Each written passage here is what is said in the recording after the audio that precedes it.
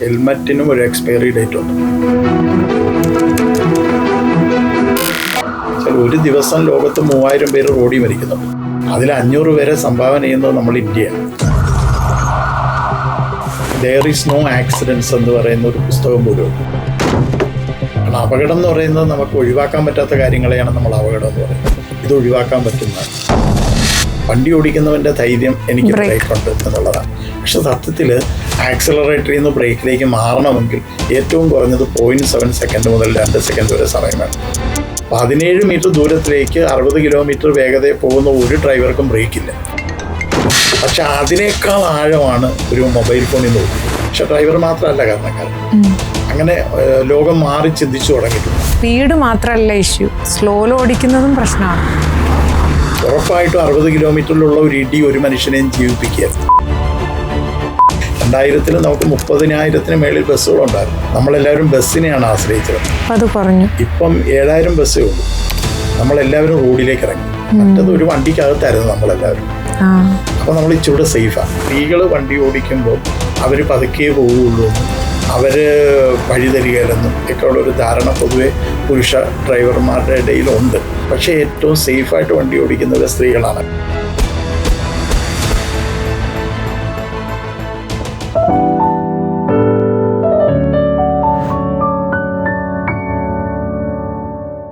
Metropolitan transport authority ആദ്യമായി രൂപീകരിക്കുമ്പോൾ അതിൻ്റെ ആക്റ്റും റൂളും frame ചെയ്ത കോർ കമ്മിറ്റിയിലെ അംഗം, അതോറിറ്റിയുടെ ആദ്യത്തെ എക്സിക്യൂട്ടീവ് ഓഫീസർ, ഏതാണ്ട് 3 പതിറ്റാണ്ടോളം കാലം മോട്ടോർ വെഹിക്കിൾ ഡിപ്പാർട്ട്മെൻറ്റിൽ ജോയിൻറ്റ് RDO ആയും മോട്ടോർ വെഹിക്കിൾ ഇൻസ്പെക്ടറായും സേവനമനുഷ്ഠിച്ച ശ്രീ G. ആദർശ് കുമാറാണ് ഇന്ന് സർവീസ് ടെയിൽസിൽ നമ്മുടെ അതിഥി.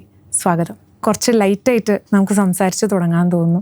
അതായത് ഈ MVD എന്ന് പറഞ്ഞു കഴിഞ്ഞ് കഴിഞ്ഞാൽ, MVD ഉദ്യോഗസ്ഥരെന്ന് പറഞ്ഞു കഴിഞ്ഞാൽ പൊതുവെ പൊതുജനങ്ങൾക്ക് പെറ്റിയടിക്കുന്ന മനുഷ്യരാണ്. പെറ്റിയടിക്കലുമായി ബന്ധപ്പെട്ടുള്ള കുറേ രസകരമായ അനുഭവങ്ങൾ ഉണ്ടാവാം. അത് പറഞ്ഞു തുടങ്ങാമെന്ന് കരുതുന്നു. വരുന്നവരെല്ലാവരും ആ പരിശോധനയിൽ നിന്ന് ഒഴിവായി പോകണം എന്നുള്ളൊരു മാനസികാവസ്ഥയോടുകൂടി മാത്രമായിരിക്കും വരിക. ഇത് ശരിക്കും എൻ്റെ ഒരു ആവശ്യത്തിന് വേണ്ടിയിട്ടാണ്. ഇപ്പോൾ ഉദാഹരണത്തിന് ഹെൽമെറ്റ് വെക്കുന്നു എന്ന് പറയുന്നതിന്, ഹെൽമെറ്റ് വെക്കുന്നതിനൊരു ശാസ്ത്രീയതയുണ്ട്. പിന്നെ 60 കിലോമീറ്റർ വേഗതയിൽ പോകുന്ന ഒരു 2 വീലറിൽ നിന്ന് വീണ് കഴിഞ്ഞാൽ ഏകദേശം ഒരു 4 നില കെട്ടിടത്തിൻ്റെ മേളിൽ നിന്ന് താഴെ വീഴുന്ന ഒരു ഇമ്പാക്റ്റ് ഉണ്ടാകും. പിന്നെ മാത്രമല്ല നമ്മുടെ തലയുടെ ഒരു പ്രത്യേകത, തല ഒരു ഓവൽ ഷേപ്പിലുള്ള ഒരു ഗോളാകൃതിയിലുള്ള ഒരു സാധനമാണ്. അത് തറയിലിടിക്കുമ്പോൾ ഒരു പോയിന്റിലായിരിക്കും. അപ്പോൾ പോയിന്റിൽ ആഘാതം കൂടും. അപ്പോൾ ആ ഒരു സാധ്യത കൊണ്ട് എൻ്റെ തലയിൽ ഉണ്ടാകുന്ന ഒരു ഇടി എത്രത്തോളം സ്പ്രെഡ് ചെയ്യാൻ പറ്റും എന്നുള്ളതാണ് നമ്മൾ ചിന്തിക്കേണ്ട ഒരു കാര്യം. തിരുവനന്തപുരത്ത് തന്നെ ഒരു സംഭവം ഉണ്ടായിട്ടുണ്ട്. ഭാര്യയും ഭർത്താവും കൂടെ വണ്ടിയെ പോകുമ്പോൾ, എൻ്റെ ആദ്യകാലത്തൊക്കെ നമ്മൾ പില്യൺ റൈഡറിനെ കർശനമായി പരിശോധിച്ചിരുന്നില്ല. മുമ്പിൽ വണ്ടി ഓടിക്കുന്ന ആളെ മാത്രമാണല്ലോ നമ്മൾ പരിശോധിച്ചുകൊണ്ടിരിക്കുക. അപ്പോൾ ഈ പുറകിലുള്ളയാൾ മിക്കവാറും പേരും ഹെൽമെറ്റ് വെക്കാറില്ല. അപ്പോൾ ഭാര്യ പുറകിലിരുന്ന് ഇങ്ങനെ ഹെൽമെറ്റ് പിടിച്ചുകൊണ്ട് പോവുക.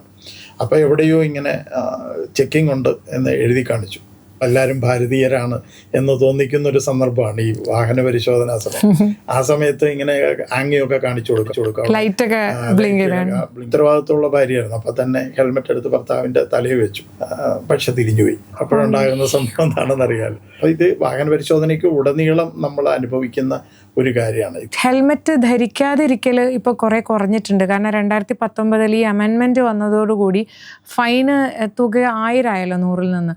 അപ്പോൾ അത് നന്നായി കുറഞ്ഞിട്ടുണ്ട്. ആളുകൾ ഇപ്പോൾ ഹെൽമെറ്റ് ധരിക്കുക. പക്ഷെ അപ്പോഴും ചിലരെങ്കിലും 100 രൂപയ്ക്കോ 200 രൂപയ്ക്കും 500 രൂപയ്ക്കൊക്കെ കിട്ടുന്ന ലോക്കൽ ഹെൽമെറ്റ് ധരിക്കുന്ന ഒരു പ്രവണതയും കാണുന്നുണ്ട്. അത്തരം ഹെൽമെറ്റുകൾ ധരിക്കുമ്പോൾ ഉണ്ടാകാൻ സാധ്യതയുള്ള പ്രശ്നങ്ങളെക്കുറിച്ച് എനിക്ക് തോന്നുന്നു സംസാരിക്കേണ്ടതുണ്ട് തോന്നുന്നു. ഹെൽമെറ്റിനും ഒരു എക്സ്പയറി ഡേറ്റ് ഉണ്ട്. അത് എല്ലാ കാലത്തും ഉപയോഗിക്കാവുന്ന ഒരു സാധനമല്ല. പരമാവധി മാക്സിമം 5 years ആണ്. ഹെൽമെറ്റ് ചെയ്യുന്നതെന്ന് പറഞ്ഞാൽ ഈ ഒരു നമ്മുടെ ഒരു പോയിന്റിൽ ഉണ്ടാകുന്ന ഫോഴ്സ് ഡിസ്ട്രിബ്യൂട്ട് ചെയ്യുകയും അകത്തൊരു EPS ഫോമുണ്ട്, എക്സ്പാൻഡഡ് പോളിസ്റ്ററീൻ എന്ന് പറയുന്ന സബ്ജക്റ്റ് കൊണ്ട് ഉണ്ടാക്കിയിരിക്കുന്ന ഒരു ഫോമുണ്ട് അകത്ത്.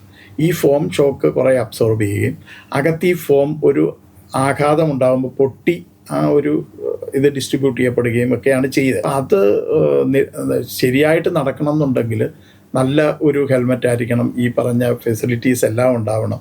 മാത്രമല്ല ഒരു പ്രാവശ്യം വീണതാണെങ്കിൽ അതിന് ഈ ഷോക്ക് അബ്സോർബ് ചെയ്യാനുള്ള, ആഘാതം സ്വീകരിക്കാനുള്ള കഴിവ് കുറയും.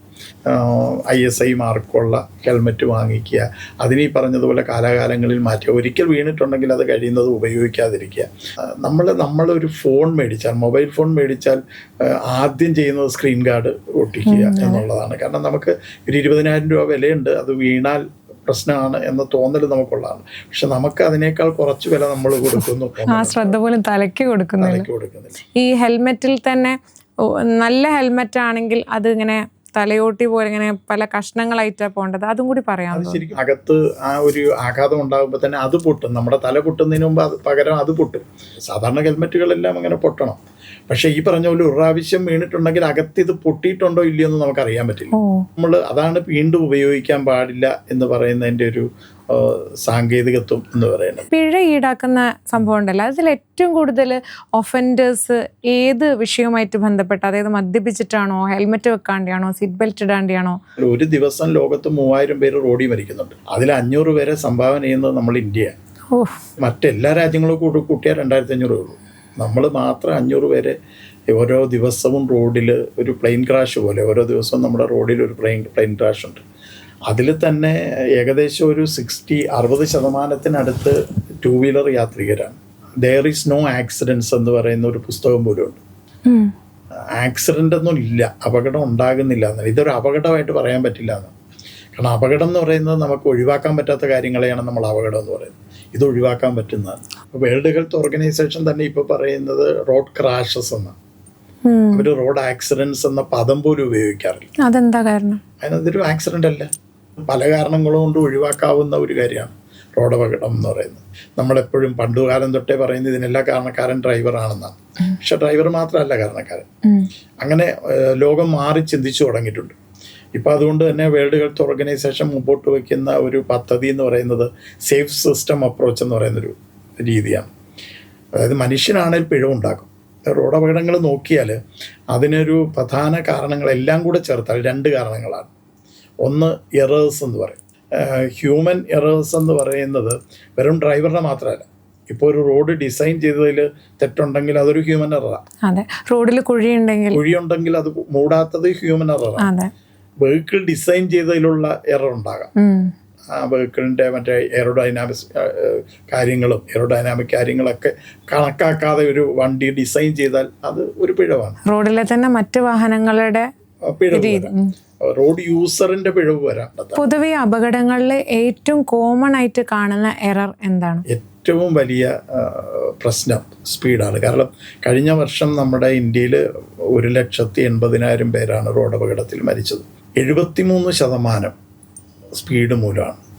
സ്പീഡ് എന്ന് പറയുമ്പോൾ സാധാരണയായിട്ട് എല്ലാവരും പറയുന്ന സ്പീഡ്, ഓവർ സ്പീഡ് എന്ന വാക്കാണ് ഉപയോഗിക്കുക. പക്ഷെ ഓവർ സ്പീഡ് അല്ല അപകടം ഉണ്ടാക്കുന്നത്. അപകടം ഉണ്ടാക്കുന്നത് ശരിക്കും പറഞ്ഞാൽ അനുചിത വേഗത. വേഗത എപ്പോഴും അഡാപ്റ്റീവ് ആയിരിക്കണം. അപ്പോൾ വേഗത എന്ന് പറയുമ്പം അത് സ്പീഡ് മാത്രമല്ല ഇഷ്യൂ, സ്ലോയിൽ ഓടിക്കുന്നതും പ്രശ്നമാണ്. പിന്നെ തീർച്ചയായിട്ടും പ്രത്യേക സ്പീഡിൽ വണ്ടികളെല്ലാം പോയിക്കൊണ്ടിരിക്കുമ്പോൾ ഞാൻ സ്പീഡ് കുറച്ചിട്ടാണ് വണ്ടി ഓടിക്കുന്നത്, തീരെ സ്പീഡ് കുറച്ചിട്ടാണ് വണ്ടി ഓടിക്കുന്നതെങ്കിൽ എൻ്റെ പുറകിലൊരു വലിയ കോൺവോയ് ഉണ്ടാകും. അവരെല്ലാവരും ഓരോ ആവശ്യങ്ങളായിട്ട് പോകുന്നതാണ്. ഒരാൾക്ക് ചിലപ്പോൾ അടുത്ത 1 മിനിറ്റിൽ നഷ്ടപ്പെട്ടു പോകുന്നൊരു ട്രെയിൻ ഉണ്ടാവും. ഒരാൾക്ക് 5 മിനിറ്റിനുള്ളിൽ ആശുപത്രിയിലെത്തിയിട്ട് അയാൾക്ക് വേണ്ടപ്പെട്ട ഒരാളുടെ കാര്യം ചെയ്യേണ്ടതുണ്ടാവും. ഇങ്ങനെ ഒരുപാട് കാര്യങ്ങളുമായിട്ട് പോകുന്നവരാണ് നമ്മുടെ റോഡിലുള്ള എല്ലാവരും. അപ്പോൾ എൻ്റെ പുറകിലുള്ളവരെ മുഴുവൻ ബ്ലോക്ക് ചെയ്തുകൊണ്ടായിരിക്കും ഞാനീ പോണത്. അവരിങ്ങനെ കുറേ നേരം കഴിയുമ്പോഴത്തേക്ക് അവർ സഹികെടുകയും നമ്മളെ മറികടക്കാനുള്ള ഒരു ശ്രമം നടത്തുകയും അത് അപകടങ്ങളിലേക്ക് നയിക്കുകയൊക്കെ ചെയ്യാറുണ്ട്. അത് മാത്രമല്ല, ഇത് കഴിഞ്ഞ് ഇനി ഓവർടേക്ക് ചെയ്ത് പോയി കഴിഞ്ഞാൽ ഈ പോയ ഒരു സമയം തിരിച്ചു പിടിക്കാനുള്ളൊരു ശ്രമം ഉണ്ടാവും. സ്പീഡ് പോകുന്നവൻ മാത്രമല്ല ഉത്തരവാദി, അതിന് കാരണക്കാരനായ ആ സ്ലോയിൽ പോയ ആളും കൂടിയാണ്. പക്ഷെ അദ്ദേഹം ഒരിക്കലും ഈ ചിത്രത്തിൽ വരികയല്ലോ. ഈ പിന്നീട് സ്പീഡിൽ പോയി അപകടം ഉണ്ടാക്കിയാൽ അവനും ഏത് വണ്ടിയുമായിട്ടാണോ അപകടം ഉണ്ടായത് അവർ രണ്ടുപേരും ചിത്രത്തിലുണ്ടാവുള്ളൂ. പൊതുവെ ഏറ്റവും കൂടുതൽ സ്ലോ ആവുന്ന വാഹനങ്ങളെ നമ്മളിന്ന് നിരീക്ഷിക്കുമ്പോൾ മിക്കവാറും ഒരു ഫോണിലായിരിക്കും. ഇപ്പം ഞാൻ ക്ലാസ്സുകളിലൊക്കെ പറയാറുണ്ട്. ഇപ്പം ഞാനും എൻ്റെ ഭാര്യയും കൂടെ വണ്ടിയിൽ പോകുമ്പോൾ ഭാര്യയെ ഞാനൊന്ന് നോക്കി സംസാരിക്കുന്നു. അപ്പം ഞാൻ 1 സെക്കൻഡ് കൊണ്ട്, ഈ 1 സെക്കൻഡ് ഡ്രൈവിങ്ങിൽ വളരെ വലുതാണ്. ആർക്കും ഈ സെക്കൻഡിൻ്റെ വില അറിഞ്ഞുകൂടാ. അവിടുത്തെ ഞാൻ വണ്ടി ഓടിക്കുന്നു 60 കിലോമീറ്റർ വേഗത വണ്ടി ഓടിക്കുന്നതാണ്. ഞാൻ 60 കിലോമീറ്റർ വേഗത വണ്ടി ഓടിക്കുമ്പം ഓരോ സെക്കൻഡിലും ഞാൻ 17 മീറ്റർ റോഡ് കവർ ചെയ്തുകൊണ്ടിരിക്കുക. എൻ്റെ ഒരു സെക്കൻഡ് 17 മീറ്ററാണ്. പിന്നെ ഏറ്റവും വലിയൊരു തെറ്റിദ്ധാരണ എനിക്ക് ബ്രേക്ക് ഉണ്ടെന്നുള്ള തെറ്റിദ്ധാരണയാണ്. വണ്ടി ഓടിക്കുന്നവൻ്റെ ധൈര്യം എനിക്ക് ബ്രേക്ക് ഉണ്ട് എന്നുള്ളതാണ്. പക്ഷെ സത്യത്തിൽ നമ്മളൊരു തടസ്സം കണ്ടിട്ട് മുമ്പിൽ ഒരാൾ നിൽക്കുന്നുണ്ടോ അല്ലെങ്കിൽ ഒരാൾ ചാടാൻ നിൽക്കുന്ന കണ്ടിട്ട് ആക്സിലറേറ്ററിൽ നിന്ന് ബ്രേക്കിലേക്ക് മാറണമെങ്കിൽ ഏറ്റവും കുറഞ്ഞത് 0.7 സെക്കൻഡ് മുതൽ 2 സെക്കൻഡ് വരെ സമയം വേണം. എല്ലാവരും എടുക്കുന്നത് 1 സെക്കൻഡെങ്കിലും എടുക്കും. അപ്പോൾ 1 സെക്കൻഡ് എന്ന് പറഞ്ഞാൽ 60 കിലോമീറ്റർ വേഗത പോകുമ്പോൾ 17 മീറ്റർ, 17 മീറ്ററാണ്. 17 മീറ്റർ ദൂരത്തിലേക്ക് 60 കിലോമീറ്റർ വേഗതയിൽ പോകുന്ന ഒരു ഡ്രൈവർക്കും ബ്രേക്കില്ല. ക്രോസ് ചെയ്യാൻ നിൽക്കുന്ന ഞാൻ ഡ്രൈവറുടെ മുഖത്തേക്ക് രൂക്ഷമായിട്ടൊന്ന് നോക്കുക, നിന്റെ കാലേ ബ്രേക്കില്ലേടാ, ചവിട്ടിക്കൂടെടാ എന്നാണ് നോട്ടത്തിൻ്റെ മലയാളം എന്ന് പറയുന്നത്. പക്ഷേ യഥാർത്ഥത്തിൽ അവൻ്റെ കാലേ ബ്രേക്കില്ല. അവൻ്റെ ആക്സിലറേറ്റർ വേഗത കൂടുന്നിടത്താണ് ഇരിക്കുന്ന കാല്. ഇപ്പോൾ ഓട്ടോമാറ്റിക് വെഹിക്കിൾ ആണെങ്കിൽ പോലും ഈ വേഗത കൂടുന്നിടത്തിരിക്കുന്ന കാല് തന്നെയാണ് ബ്രേക്കിൽ ഉപയോഗിക്കേണ്ടത്. അപ്പോൾ അതിന് ഈ 1 സെക്കൻഡ് വേണമെന്ന് പറഞ്ഞാൽ 1 സെക്കൻഡോട്ട് 17 മീറ്റർ കടന്നുപോയി. ഞാൻ 1 സെക്കൻഡ് എൻ്റെ ഭാര്യയെ നോക്കുമ്പോൾ തന്നെ എനിക്ക് 17 മീറ്റർ പോയി. പക്ഷെ അതിനേക്കാൾ ആഴമാണ് ഒരു മൊബൈൽ ഫോണിൽ നോക്കുന്നത്. ഭാര്യയെ നോക്കുന്നത് ഞാൻ ഈ പറഞ്ഞ പോലെ ഒരുപാട് കാലമായിട്ട് കാണുന്നു. ചുമ്മാ നോക്കുക, ഒന്ന് നോക്കിയപ്പോ തന്നെ ഇങ്ങോട്ടേക്ക് വരും. പക്ഷെ മൊബൈല് നോക്കുന്നത് ആരാ വിളിച്ചതെന്ന്. അപ്പൊ എന്റെ ബ്രെയിൻ അവിടെ എൻഗേജഡ് ആകും, മറ്റത് ബ്രെയിൻ എൻഗേജഡ് ആകില്ല. അപ്പൊ ഞാൻ 1 സെക്കൻഡ് എൻ്റെ മുമ്പിലെ റോഡ് പൂർണ്ണമായിട്ടും കാണാതാകും. 17 മീറ്റർ ഒരു 60 കിലോമീറ്റർ, 70 കിലോമീറ്റർ ആണ് 19 മീറ്റർ ഞാൻ കാണൂല, 80 കിലോമീറ്റർ ആണ് 22 മീറ്റർ ഞാൻ കാണൂല. അപ്പോൾ അത്രയും സ്ഥലം ഞാൻ ഒഴിവാക്കി. അതൊന്ന്. അതിനിടയ്ക്കായിരിക്കും ഒരു പാവപ്പെട്ടവൻ അത്യാവശ്യമായിട്ട് വട്ടം കുറുകെ ചാടുന്നത്. അത് ഉറപ്പായിട്ടും 60 കിലോമീറ്ററിലുള്ള ഒരു ഇടി ഒരു മനുഷ്യനെയും ജീവിപ്പിക്കുകയല്ല. ഹ്യൂമൻ ബോഡിയുടെ ഒരു ടോളറൻസ് ത്രഷോൾഡ് എന്ന് പറയുന്നത്, നമുക്ക് ശരീരത്തിന് ഏക്കാവുന്ന ആഘാതം എന്ന് പറയുന്നത് 20 കിലോമീറ്റർ വേഗത കുറഞ്ഞ ആഘാതമാണ്. നമുക്ക് പരമാവധി 20 കിലോമീറ്റർ വരെ താങ്ങാനുള്ള കഴിവുള്ളൂ. 20 കിലോമീറ്റർ ടു ലെസ് അല്ലേ? അപ്പം 20 കിലോമീറ്റർ വരെ നമ്മൾ കുറേയൊക്കെ സേഫാണ്. പക്ഷെ എന്ന് വെച്ച് മരിക്കാനൊന്നും തീർത്തു പറയാൻ പറ്റൂല.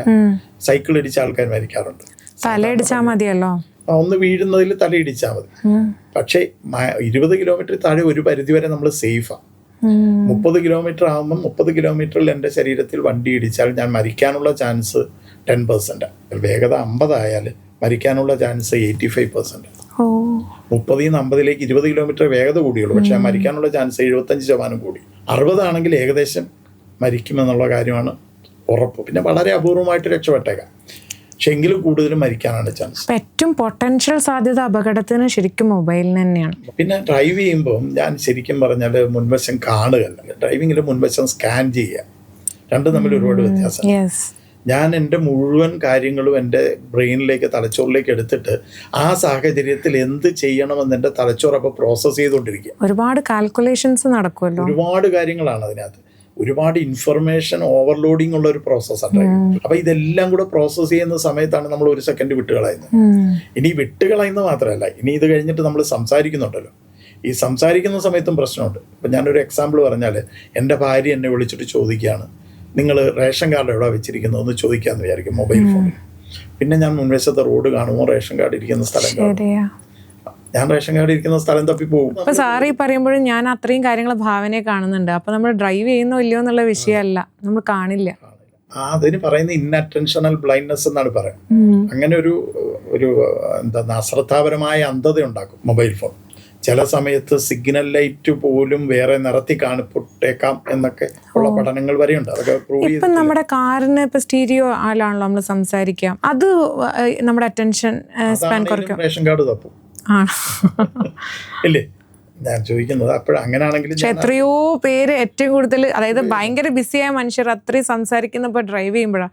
ഡ്രൈവിങ്ങിന് ഒരുപാട് ടൈം വേസ്റ്റായി പോവാണല്ലോ. അപ്പം ആളുകളെടുത്ത് സംസാരിക്കുന്ന ടൈമായിട്ടാണ് പലരും അതിനെ കാണുന്നത്. അതാ കേൾക്കുന്ന കാര്യത്തെയും കൂടെ ആശ്രയിച്ചിരിക്കും. ഇപ്പം കേൾക്കുന്ന കാര്യം നമ്മൾ പിക്ചറൈസ് ചെയ്യേണ്ടതാണെങ്കിൽ സംഭവം റോഡ് ചെയ്ത് പോകും. കാഷ്വൽ ടോക്കൊക്കെ ആണെങ്കിൽ വലിയ പ്രശ്നങ്ങൾ വരില്ല. അതായത് നമ്മൾ ചെവിയിൽ വയ്ക്കുമ്പോൾ പെട്ടെന്ന് ബ്രെയിൻ അത് കൂടുതൽ താല്പര്യം കൊടുക്കും. പക്ഷേ ഇച്ചിരി അകലം വരുമ്പോൾ അതിനനുസരിച്ചൊരു ഡിലേ അവിടെ ഉണ്ടാകുന്നുണ്ട് എന്നതുകൊണ്ട് ഇച്ചിരൂടെ സേഫാണ് എന്ന് പറയാം. പക്ഷെ എങ്കിലും ആ സമയത്തൊരു ചോദ്യം വരികയും അതെവിടെയാണ് ഇരിക്കുന്നതെന്ന് ചോദിക്കുകയും ചെയ്താൽ എൻ്റെ ബ്രെയിൻ അത് അന്വേഷിച്ചു പോകും. ഫോൺ ഒരു വലിയ ഡിസ്ട്രാക്ഷനിലൊരു ഘടകമാണ്. അതുപോലെ തന്നെ ഹോർഡിങ്സും നമ്മൾ ശരിക്കും പറഞ്ഞാൽ പരസ്യങ്ങളിലേക്ക് നമ്മൾ നോക്കുകയും പരസ്യങ്ങൾ നമ്മളെ ഒരുപാട് ആകർഷിക്കുന്നതാണെങ്കിൽ അതിലേക്ക് നമ്മുടെ ഒരു സെക്കൻഡ് പോവുകയും ചെയ്യാം. ആ കാര്യത്തിൽ ഒട്ടും സ്ട്രിക്റ്റ് അല്ലല്ലോ നമ്മുടെ നാട്. നമ്മുടെ നാട്ടിൽ അതിന് നിയമമുണ്ട്. കേരള റോഡ് സേഫ്റ്റി അതോറിറ്റി ആക്ടിലെ ഒരു വകുപ്പ് 14 ഡ്രൈവ് ചെയ്യുന്നവരെ യാതൊരു തരത്തിലും ബുദ്ധിമുട്ടിക്കാത്ത രീതിയിലുള്ള അല്ലെങ്കിൽ അവരുടെ ശ്രദ്ധ തിരിക്കാത്ത രീതിയിൽ വേണം എന്നൊക്കെ അതിനകത്തുണ്ട്. അതുപോലെ ഇന്ത്യൻ റോഡ് കോൺഗ്രസിൻ്റെ കോഡുണ്ട് ഇതിനകത്ത്, എത്ര അകലത്തിൽ വെക്കണം എന്നുള്ള കാര്യങ്ങളൊക്കെ ഉണ്ട്. അതൊക്കെ പൂർണ്ണമായിട്ടും പാലിക്കപ്പെടുന്നുണ്ടോ എന്ന് ചോദിച്ചാൽ ഇല്ല എന്ന് തന്നെയായിരിക്കും. ഈ അപകടങ്ങളിലേക്ക് കടക്കുമ്പോഴേ നമ്മളെ ഇപ്പോൾ 2022-23 ഒരു 4000-ലധികം മരണങ്ങൾ റോഡ് അപകടങ്ങളിൽ പ്രതിവർഷം ഉണ്ടായിരുന്നപ്പം അതൊരു 2025 ആയപ്പം ഒരു 3000 എത്തിയിട്ടുണ്ട്. അതായത് 4000 താഴെ ആയിട്ടുണ്ട്. പക്ഷേ ഞാൻ ഈ 2026 കണക്ക് നോക്കുമ്പോൾ എനിക്ക് കുറച്ച് അലാമിങ് ആയി തോന്നി. കാരണം ഇപ്പം തന്നെ അത് 2000 കടന്നു. ഇനി ഇഷ്ടംപോലെ മാസങ്ങളുണ്ടല്ലോ ഈ വർഷം കഴിയുമ്പം. എന്താണ് ഈ ഒരു 26 എന്താ സംഭവിച്ചത്? ഒരുപാട് വാഹനങ്ങൾ കൂടിയതാണോ കാരണം? വാഹനങ്ങൾ കൂടുന്നതൊരു പ്രധാന കാരണം തന്നെയാണ്. ലോകത്തിൽ തന്നെ നോക്കിയാൽ 15-നും 29 വയസ്സിനും ഇടയ്ക്കുള്ളവരാണ് ഏറ്റവും കൂടുതൽ റോഡിൽ മരിക്കുന്നത്. ഇന്ത്യയിൽ അല്പം കൂടെ ഉണ്ട്, ഒരു 40 വയസ്സ് വരെയൊക്കെ സാധ്യത കൂടുതലാണ്. കാരണം അതിൻ്റെ കാര്യം എന്ന് പറഞ്ഞാൽ നമ്മൾ ഏറ്റവും കൂടുതൽ നമ്മുടെ ക്രിയാത്മകമായ സമയം റോഡിലാണ് പോകുന്നത്. വാഹനങ്ങളുടെ എണ്ണം കൂടുന്നു, അത് ഒരു കാര്യം തന്നെയാണ്. അതിനനുസരിച്ച് റോഡ് സൗകര്യം കൂടിയിട്ടുണ്ടോ എന്ന് ചോദിച്ചാൽ ഇല്ല. പക്ഷെ എന്നാലും റോഡ് നിലവാരം നമ്മുടെ വ്യത്യസ്തമാണ്. ഇപ്പോൾ മെച്ചപ്പെട്ടു, പഴയതിനേക്കാൾ ഒരുപാട് മെച്ചപ്പെട്ട റോഡ് നിലവാരമാണ്. അപ്പം റോഡ് നിലവാരം മെച്ചപ്പെടുമ്പോഴും അപകട സാധ്യതയും കൂടും. കാരണം നമ്മുടെ വേഗത കൂടും. എനിക്ക് തോന്നുന്നു ഈ 2026 മുൻപുള്ള ഒരു സാഹചര്യത്തിൽ നമുക്ക് AI ക്യാമറ പോലെയുള്ള ഇൻട്രൊഡക്ഷൻ ഒരു പുതിയ സംവിധാനമായിട്ട് വന്നു. അപ്പം ഞാൻ എവിടെയും പിടിക്കപ്പെടും എന്ന് പറയുന്നൊരു ധാരണയും അത്തരം കാര്യങ്ങളാകാം ഒരു പരിധിവരെ അന്ന് ഇത് പെട്ടെന്ന് താഴേക്ക് പോകാനുണ്ടായ ഒരു സാഹചര്യം. എൻഫോഴ്സ്മെന്റ് ഇതിനകത്തൊരു പ്രധാന ഘടകം തന്നെയാണ്, അതുണ്ടാക്കും. പക്ഷെ അതിനകത്തൊരു പ്രത്യേകത എന്ന് പറയുന്നത്, ഇപ്പോൾ ഇതിന് ശരിക്കും റോഡ് സേഫ്റ്റിക്ക് ഒരു 5 E's ഉണ്ട്, 5 Eകളുണ്ട്. ഒന്ന് E എന്ന് പറയുന്നത് എഡ്യൂക്കേഷനാണ്, രണ്ടാമത്തത് എൻഫോഴ്സ്മെന്റ് ഉണ്ട്, മൂന്നാമത്തെ എഞ്ചിനീയറിംഗ്. എമർജൻസി മെഡിക്കൽ കെയർ വളരെ പ്രധാനപ്പെട്ട ഒരു കാര്യമാണ്. അതായത് പോസ്റ്റ് ക്രാഷ് റെസ്പോൺസ് എന്ന് പറയുന്നത്, ഒരു ആക്സിഡൻറ്റ് പറ്റിയാൽ അയാളെ കൃത്യമായിട്ട് ട്രാൻസ്പോർട്ട് ചെയ്ത് എത്തിക്കാൻ പറ്റുക. ഇപ്പം തന്നെ നോക്കിയാൽ അറിയാം, കേരളത്തിൽ ഉണ്ടാകുന്ന അപകടങ്ങളുടെ എണ്ണത്തിനനുസരിച്ചുള്ള മരണം നമുക്കുണ്ടാകുന്നില്ല. ആരോഗ്യ സംവിധാനം മെച്ചപ്പെട്ടതാണ്. അപ്പം തമിഴ്നാട്ടിലാണെങ്കിൽ അത് കുറച്ചുകൂടെ അകലത്തിലാണ്, പല ട്രോമാ സെന്ററുകളും അതും ഇതൊക്കെ ഒരുപാട് അകലത്തിലാണ്. ഇവിടെ നമുക്ക് ഇച്ചിരൂടെ എളുപ്പത്തിലാണ്. പക്ഷെ എന്നാലും ട്രാൻസ്പോർട്ടേഷനിലൊക്കെ ഒരുപാട് കുഴപ്പങ്ങൾ വരുന്നുണ്ട്. നമ്മളിപ്പോൾ കോരിവാരി എടുത്തുകൊണ്ട് പോവുക, അത് അഡ്രസ് ചെയ്യപ്പെടണം. പിന്നെ എഞ്ചിനീയറിംഗ്, അതായത് ആക്സിഡന്റിന്റെ ആഫ്റ്റർ കെയർ ഭയങ്കര ഇമ്പോർട്ടന്റ് ആണ്. ഈ നട്ടല് ഭയങ്കര നമ്മൾ ശ്രദ്ധിക്കേണ്ട ഒരു കാര്യമാണ്. ഒന്നാമത്തെ കാര്യം, പലപ്പോഴും ഒരു ആക്സിഡന്റ് ആണെന്നാൽ ഓടി വരാൻ നമ്മുടെ കേരളത്തിൽ ഓട്ടോറിക്ഷ ഡ്രൈവറോ അല്ലെങ്കിൽ ഒരു ചുവട്ടുതൊഴിലാളിയോ ഉള്ളൂ. അവരെ ഒരു മനുഷ്യത്വപരമായ ഒരു നടപടി എടുക്കുള്ളൂ. അപ്പോൾ അവർക്ക് പക്ഷെ അറിയില്ല എങ്ങനെയാണ് കൊണ്ടുപോകേണ്ടത്, എങ്ങനെയാണത് ചെയ്യേണ്ടത്. പക്ഷെ അവരെ അത്തരം കാര്യങ്ങളിൽ എക്യുപ്പ് ചെയ്യേണ്ടത് ഒരു വളരെ പ്രധാനപ്പെട്ട കാര്യമാണ്. മൂന്നാമത്തെ എഞ്ചിനീയറിംഗ്. ഇപ്പം നമുക്ക് ഒരു ഒരു ഏറ്റവും കൂടുതൽ അപകടത്തിൽ പെടുന്ന ആൾക്കാർ വൾണറബിൾ റോഡ് യൂസേഴ്സ് എന്ന് പറയുന്നത്, നേരിട്ടിടികൊണ്ട മരിക്കുന്ന ആൾക്കാർ 2 വിഭാഗമാണ്. ഒന്ന് ഈ 2 വീലർ സൈക്കിൾ പോലെയുള്ള വാഹനങ്ങളിൽ പോകുന്നവർ, പിന്നൊന്ന് കാൽനടക്കാരുമാണ്. കാൽനടക്കാർ വളരെയധികം മരിക്കുന്നുണ്ട് കേരളത്തിൽ. അപ്പം ഇവരെന്തുകൊണ്ട് മരിക്കുന്നു എന്ന് വെച്ചാൽ ഇവരും വാഹനവും ഒരുമിച്ചാണ് പോകണം. അവരെ സെപ്പറേറ്റ് ചെയ്യുക എന്നുള്ളത് വളരെ പ്രധാനപ്പെട്ട കാര്യമാണ്. അതൊരു എഞ്ചിനീയറിംഗാണ്. മാത്രമല്ല നമ്മുടെ നാട്ടിൽ സ്പേസും വലിയ വിഷയം, എല്ലാവരും ഓൾറെഡി ബിൽഡിങ്സും ഒക്കെ അക്വയർ ചെയ്തു കഴിഞ്ഞു. നമ്മളാകപ്പാട് ഒരു ഇച്ചിരിയുള്ളൊരു സ്ഥലമാണല്ലോ ഇന്ത്യയുടെ ഒരു വര മാത്രമേ ഉള്ളൂ യഥാർത്ഥത്തിൽ. അതാണ് കൂടുതൽ പട്ടണമായി മാറിക്കൊണ്ടിരിക്കുക. അപ്പോൾ കേരളം മൊത്തം ഒരു പട്ടണമാക്കും. കേരളത്തില് പട്ടണം എന്ന് പറയുന്നത് കേരളം ഒരു നഗരമാണ്, മൊത്തത്തിലൊരു നഗരമാണ്.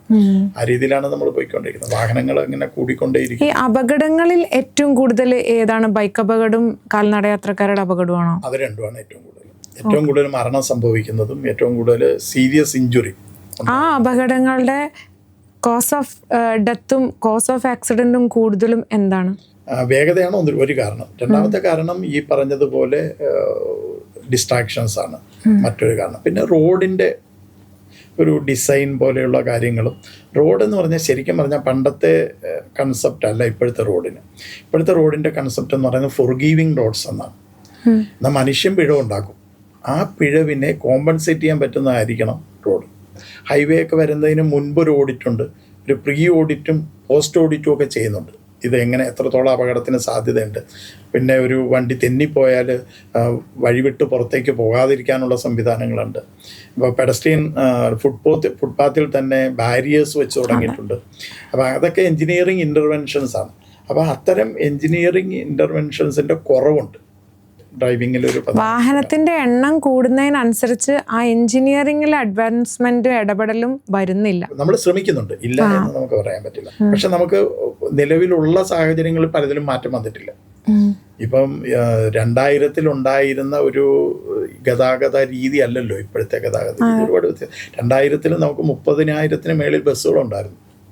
നമ്മളെല്ലാവരും ബസ്സിനെയാണ് ആശ്രയിച്ചിരുന്നത്. അത് കുറഞ്ഞു. ഇപ്പം 7000 ബസ്സേ ഉള്ളൂ. നമ്മളെല്ലാവരും റോഡിലേക്ക് ഇറങ്ങി. മറ്റത് ഒരു വണ്ടിക്കകത്തായിരുന്നു നമ്മളെല്ലാവരും. അപ്പോൾ നമ്മൾ ഇച്ചിരൂടെ സേഫാണ്. പൊതുവെ ഈ പബ്ലിക് ട്രാൻസ്പോർട്ടിൻ്റെ ഏറ്റവും വലിയൊരു പ്രത്യേകത ഏതാണ്? ബസ് ഇടിച്ച ആൾക്കാർ മരിക്കാറുണ്ട്, പക്ഷെ ബസ്സിനകത്തിരിക്കുന്നവരുടെ എണ്ണം മരിച്ചിട്ടുള്ളവരുടെ എണ്ണം തീരെ കുറവാണ്. അതാണ് നമ്മുടെ ഒരു ഓർമ്മയിൽ ഒന്നൊരു പൂക്കിപ്പറമ്പാണ് വലിയൊരു അപകടം, തീ പിടിച്ചിട്ട്. പിന്നെ ഇപ്പം ഈ അടുത്ത് ഒരു കുതിരാനില് മറ്റേ കുട്ടികളേറ്റ് പോയ ബസ് വലിയൊരു അപകടത്തിൽ പെട്ടല്ലോ. ഇതിനകത്തൊക്കെ ഡ്രൈവറുടെ ഒരു ഘടകം ഇല്ല എന്ന് പറയാൻ പറ്റില്ല. പക്ഷെ ഡ്രൈവർ അത് ഉണ്ടാക്കിയാലും അപകടം തീവ്രമാകാതിരിക്കാൻ എന്ത് ചെയ്യും എന്നുള്ളൊരു ചിന്താ രീതിയിലേക്കാണ് ഇന്ന് ലോകം പോണത്. ഈ ബൈക്ക് അപകടങ്ങളിൽ ഏറ്റവും കൂടുതൽ മരണകാരണം വരുന്നത് ഹെൽമെറ്റ് ഇടാത്തതാണോ? ഏറ്റവും കൂടുതൽ ഹെഡ് ഇഞ്ചുറിയാണ് കൂടുതൽ വന്നിട്ടുള്ളത്. കേരളത്തിന്റെ ഒരു പ്രത്യേകത, ഹെൽമെറ്റ് ഒരു പരിധി വരെ നമുക്ക് ഇംപ്ലിമെന്റ് ചെയ്യാൻ പറ്റിയിട്ടുണ്ട്. അതുപോലെ ഹെൽമെറ്റിന്റെ ക്വാളിറ്റി ശരിയാക്കിയിട്ടില്ല. അങ്ങനെയുള്ള കുറെ കാര്യങ്ങൾ ഇനിയും കമ്പാരിറ്റീവ്ലി ബെറ്റർ ഹെൽമെറ്റ് വെക്കുന്നുണ്ട് നമ്മൾ. ആക്സിഡന്റ് സ്പോട്ട് ഇൻവെസ്റ്റിഗേഷന് സാർ പോവാറുണ്ടോ? അങ്ങനെ നോക്കുമ്പോൾ എന്തൊക്കെ കാര്യങ്ങൾ ആദ്യം പരിഗണിക്കുക, എന്തൊക്കെ നിരീക്ഷണങ്ങളാണ് നടത്തുക?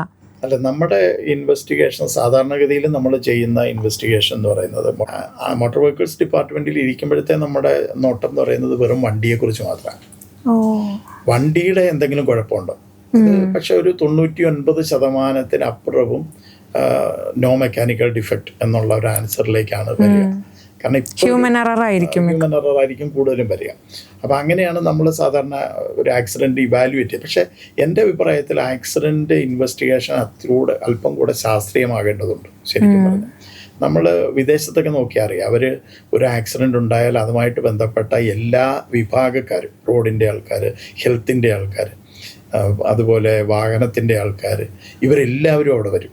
സംയോജിതമായിട്ടുള്ള ഇൻവെസ്റ്റിഗേഷൻ. അവർ അപ്പം തന്നെ ഇപ്പം ഞാൻ കഴിഞ്ഞ ദിവസം നമ്മൾ ഒരു 10 പേര് മരിച്ചൊരു ആക്സിഡൻ്റ് ഉണ്ടല്ലോ മലക്കപ്പാറയിൽ, അപ്പുറത്ത് എന്തായിരുന്നു വാൽപ്പാറയിലൊരു അപകടം ഉണ്ടായി. അതിൻ്റെ ഇൻവെസ്റ്റിഗേഷന് ഞങ്ങൾ പോയിരുന്നു. നമ്മളിപ്പോൾ ഈ ഇൻസ്റ്റിറ്റ്യൂട്ടിൻ്റെ ഭാഗമായിട്ട് ഞാനിപ്പോൾ SCMS റോഡ് സേഫ്റ്റി ഇൻസ്റ്റിറ്റ്യൂട്ടിലാണ്. അപ്പോൾ ആ SCMS institute for road safety and ട്രാൻസ്പോർട്ടേഷനെ അവിടുത്തെ കോയമ്പത്തൂരെ RTOയുടെ ഒരു റിക്വസ്റ്റ് പ്രകാരം അത് ഇൻവെസ്റ്റിഗേറ്റ് ചെയ്യാൻ നമ്മൾ പോയിരുന്നു. അത് കണ്ടെത്തി കഴിഞ്ഞാൽ അടുത്തത് ചെയ്യേണ്ടത് അത് വെച്ചിട്ട് ഇനി അങ്ങനെ ഒരു അപകടം ഉണ്ടാകാതിരിക്കാൻ ചെയ്യുക എന്നുള്ളതാണ്. അപകടം വിലയിരുത്തുമ്പോൾ അത്തരത്തിലൊരു ഇൻവെസ്റ്റിഗേഷൻ നമ്മൾ ചെറിയ ആക്സിഡൻറ്റുകളിൽ ഉണ്ടാകുന്നില്ല എന്നുള്ളത്. ഇപ്പോൾ ഒരാൾ മരിച്ചു ഇപ്പം നമുക്ക് മരണം എന്ന് പറയുന്നത് പലപ്പോഴും ഒരു വാർത്ത മാത്രം. ഒരു ദിവസം ഇന്ത്യയിൽ 465 പേരും കേരളത്തിൽ 12 പേരും മരിക്കുന്നുണ്ട് റോഡിൽ. പക്ഷെ നമ്മൾ ഈ 12 പേര് മരിക്കുന്നത്, 12 പേര് ഒരു ബസ്സിൽ അപകടം നടത്തിയാൽ നമ്മളതൊരു വലിയ വാർത്തയാണ്. പക്ഷെ 12 പേര് 12 സ്ഥലത്ത് മരിക്കുന്നതുകൊണ്ട് നമ്മളതൊരു കാണുന്ന പോലുമില്ല, അറിയുന്ന പോലുമില്ല അത്രയും പേര് മരിക്കുന്നു. ഈ ലൈസൻസ് സസ്പെൻഷൻ സംഭവിച്ചിട്ടുണ്ടാവുമല്ലോ അല്ലെ കരിയറിൽ എന്തായാലും ആളുകളുടെ? അത് ഏറ്റവും കൂടുതൽ എന്തിനാണ് ചെയ്തിട്ടുള്ളത്? ഏറ്റവും കൂടുതൽ ചെയ്തിട്ടുള്ള മദ്യപിച്ച് വണ്ടി ഓടിക്കുന്നതിനാണ്. അതായത് ഈ കഴിഞ്ഞ 1-2 വർഷത്തിന് മുൻപ് വരെ ഇതൊരു കാരണമായിട്ട് റെക്കോർഡ് ചെയ്തിരുന്നില്ല. എന്താണെന്ന് വെച്ചാൽ മദ്യപിച്ച് വണ്ടി ഓടിച്ചതാണ് എന്ന് പറഞ്ഞ് റെക്കോർഡ് ചെയ്താൽ ഒരു പക്ഷേ ഇൻഷുറൻസ് കിട്ടാനുള്ള ഒരു സാധ്യത വാങ്ങും. അപ്പോൾ അത് ഉണ്ടാകാതിരിക്കാൻ വേണ്ടി പോലീസ് ഉദ്യോഗസ്ഥരാണ് ഇൻവെസ്റ്റിഗേഷൻ പാർട്ട് ചെയ്യുന്നത്. അപ്പം അവരത് എഴുതുമ്പോൾ കഴിയുന്നതും ആ ഒരു കാര്യം അങ്ങ് ഇല്ലാണ്ടായിരുന്നു. പക്ഷെ ഇപ്പം മാറി. ഇപ്പം നമുക്ക് ഒരു ഐറാഡ് എന്ന് പറയുന്ന ഒരു സോഫ്റ്റ്വെയറിലാണ് എല്ലാം റെക്കോർഡ് ചെയ്യപ്പെടുന്നത്. സാറ് നേരത്തെ കാർ ആക്സിഡൻസിന്റെ പറഞ്ഞില്ല, അത് സ്പീഡാണ് കാരണം എന്ന് പറഞ്ഞു. അപ്പം അതിലും കുറവാണ് മദ്യപാനം കണക്കില് കുറവാണ്. അതാണ് ഒരു പ്രധാന പ്രശ്നം. ഇപ്പൊ ഒരാൾ മദ്യപിച്ച് വന്ന് ആക്സിഡന്റ് ആയി മരിച്ചു കഴിഞ്ഞാൽ പിന്നെ അയാളുടെ ഈ മദ്യപിച്ചിട്ടുണ്ടോ എന്നുള്ള ടെസ്റ്റുകളും കാര്യങ്ങളും ഒക്കെ നടത്താൻ ആരും മെനക്കെടാറില്ല. പ്രത്യേകിച്ച് അതും ഇൻഷുറൻസിനെ ബാധിക്കില്ല. ഇൻഷുറൻസിനെ ബാധിക്കും. അത്തരം കുറെ ഘടകങ്ങൾ ഇതിനകത്തുണ്ട്. മദ്യപിച്ച് ശീലമുള്ള മനുഷ്യരെ സംബന്ധിച്ച് അവർക്ക് എല്ലാ കാര്യങ്ങളും കൂളായി ചെയ്യാൻ പറ്റുന്ന എന്നൊരു ആത്മവിശ്വാസമാണല്ലോ. അതേ ആത്മവിശ്വാസമാണ് അവർ ഡ്രൈവിങ്ങിൽ അവർ പുലർത്തുന്നത്. എങ്ങാനും MVD പോലീസോ പിടിക്കുമോ എന്നുള്ള ഒരു കാരണം കൊണ്ട് മാത്രമായിരിക്കും അതൊന്ന് കുറച്ച് പേരെങ്കിലും മാറി നിൽക്കുന്നത്. എത്ര ലൈറ്റായിട്ട് മദ്യപിച്ച് കഴിഞ്ഞ് കഴിഞ്ഞാലും നമ്മൾ വിചാരിക്കുന്നതിനപ്പുറത്ത് അത് ഉണ്ടാക്കുന്ന പ്രശ്നങ്ങൾ എന്താണെന്നുള്ളത് പറയും. ആക്സിലറേറ്ററിൽ നിന്ന് ബ്രേക്കിലേക്ക് മാറാനുള്ളൊരു സമയമുണ്ടല്ലോ. ആ സമയം സാധാരണ മനുഷ്യരിൽ 1 സെക്കൻഡ് ആണെങ്കിൽ മദ്യപിച്ച ആൾക്ക് 3 സെക്കൻഡ് വരെ ആവും. ഈ ലാഗ് ഡിസ്റ്റൻസ്, റിയാക്ഷൻ ഡിസ്റ്റൻസ് എന്ന് പറയുന്നത് ഈ പറഞ്ഞതിൻ്റെ 3 ഇരട്ടിയാവും. അപ്പം 3 ഇരട്ടിക്കുള്ളിൽ അപകടം നടന്നിരിക്കും. പിന്നെ ജഡ്ജ്മെൻറ്റ് തെറ്റും. ഞാനിപ്പോൾ ഓവർടേക്ക് ചെയ്ത് വന്നാലും മറ്റവൻ എത്തുന്നതിന് മുൻപ് എനിക്ക് ഓവർടേക്ക് ചെയ്ത് തീരാം എന്ന് പറയുന്ന ഒരു ജഡ്ജ്മെൻറ്റ് വെച്ചിട്ടാണ് നമ്മളെല്ലാവരും മറികടക്കുന്നത്. ഈ ഓവർടേക്ക് ചെയ്യുമ്പോഴുള്ള ഏറ്റവും വലിയൊരു പ്രശ്നം എന്ന് പറയുന്നത്, നമ്മൾ ഏത് വണ്ടിയാണോ ഓവർടേക്ക് ചെയ്യുന്നത് ആ വണ്ടിയുടെ നീളത്തിൻ്റെ ഏകദേശം ഒരു 4 ഇരട്ടി നമ്മൾ അപ്പുറത്തെ സ്പേസ് എടുക്കുന്നുണ്ട്. ഇപ്പോൾ ഒരു 9 മീറ്റർ ബസ്സാണെങ്കിൽ ഏകദേശം ഒരു 36 മീറ്റർ നമ്മൾ ഈ വലതുവശത്തെ ട്രാക്കിൽ കയറുന്നുണ്ട്. അപ്പോൾ ഈ 36 മീറ്റർ കടക്കാൻ 60 കിലോമീറ്റർ വേഗതയിലാണെങ്കിൽ 2 സെക്കൻഡാണ് വരിക. ഏകദേശം ഒരു 2-2.25 സെക്കൻഡ് വേണം. എതിർവശത്തുനിന്ന് വരുന്നവനും 60 കിലോമീറ്റർ വേഗതയിലാണെങ്കിൽ നമ്മൾ തമ്മിലെത്താനുള്ള സമയം വീണ്ടും പകുതിയാവും. അവിടെ വെച്ചിട്ടാണ് നമ്മൾ. അപ്പം ഇതൊക്കെ ഒരു ജഡ്ജ്മെൻറ്റാണ്. ഈ ജഡ്ജ്മെൻറ്റ് മൊത്തം തെറ്റിപ്പോകും മദ്യപിച്ച ആളെ സംബന്ധിച്ചിടത്തോളം. ഞാൻ ഒരു പഠനത്തിൽ കണ്ടിരിക്കുന്നത്, മദ്യപിച്ച് വണ്ടി ഓടിക്കരുതെന്നല്ല പറയേണ്ടതെന്നാണ്, മദ്യപിക്കുന്നവർ വണ്ടി ഓടിക്കരുതെന്ന് പറയണമെന്നാണ്. കാലാകാലങ്ങളായി മദ്യപിച്ച് കഴിയുമ്പോൾ ബ്രെയിനിന് ഒരുപാട് വ്യത്യാസങ്ങൾ വരും. ശരിക്കും ഡ്രൈവിങ് പൂർണ്ണമായിട്ടും ബ്രെയിനിൻ്റെ ഒരു ആക്ടിവിറ്റിയാണ്. ഈ ബ്രെത്ത് അനലൈസർ വന്നതിന് ശേഷം ഈ പറയുന്ന മദ്യപിച്ച് വണ്ടി ഓടിക്കുന്നതിൽ കുറവുണ്ടായിട്ടുണ്ടോ? കുറവുണ്ടായി എന്ന് പറയാൻ വയ്യ. പക്ഷെ ശിക്ഷിക്കപ്പെടുന്നുണ്ട്, കുറേ അധികം ശിക്ഷിക്കപ്പെടുന്നു. ഇത് മോഡേണൈസ് ചെയ്യുന്ന സമയത്ത് അതിൻ്റെ അഡ്വൈസിങ് കമ്മിറ്റിയിൽ ഉണ്ടായിരുന്നു. 90കളിലൊക്കെ ഉണ്ടായിരുന്ന ബ്രെത്ത് അനലൈസർ എന്ന് പറയുന്നത് ഒരു തൊട്ടടുത്ത് വെച്ചിട്ട് ഊതിപ്പിക്കണമായിരുന്നു. ഒരു പക്ഷെ ചുണ്ടോട് അടുപ്പിച്ചിട്ട് ശക്തിയായിട്ട് ഊതി ഒരു 2-3 പ്രാവശ്യമൊക്കെ ഊതിയെങ്കിലേ കിട്ടത്തുള്ളായിരുന്നു. അതുകൊണ്ടാണ് പിന്നീട് 2012-13 ആയപ്പോഴത്തേക്ക് ആ ഒരു രീതി മാറി. ഒരു കുറച്ചകലം നിന്നാലും ഒറ്റ ശ്വാസത്തിൽ നിന്ന് തന്നെ ഇത് ചെയ്യാവുന്ന തരത്തിലുള്ള. ഇപ്പം അതിലും മാറി. ഇപ്പോൾ പുതിയ മോഡേൺ ഇതിനനുസരിച്ച് ഡിജിറ്റലായിട്ട് തന്നെ നമുക്ക് കാര്യങ്ങൾ കിട്ടും, പ്രിൻ്റ് കിട്ടും. മറ്റത് പ്രിൻ്റൊന്നും കിട്ടില്ല.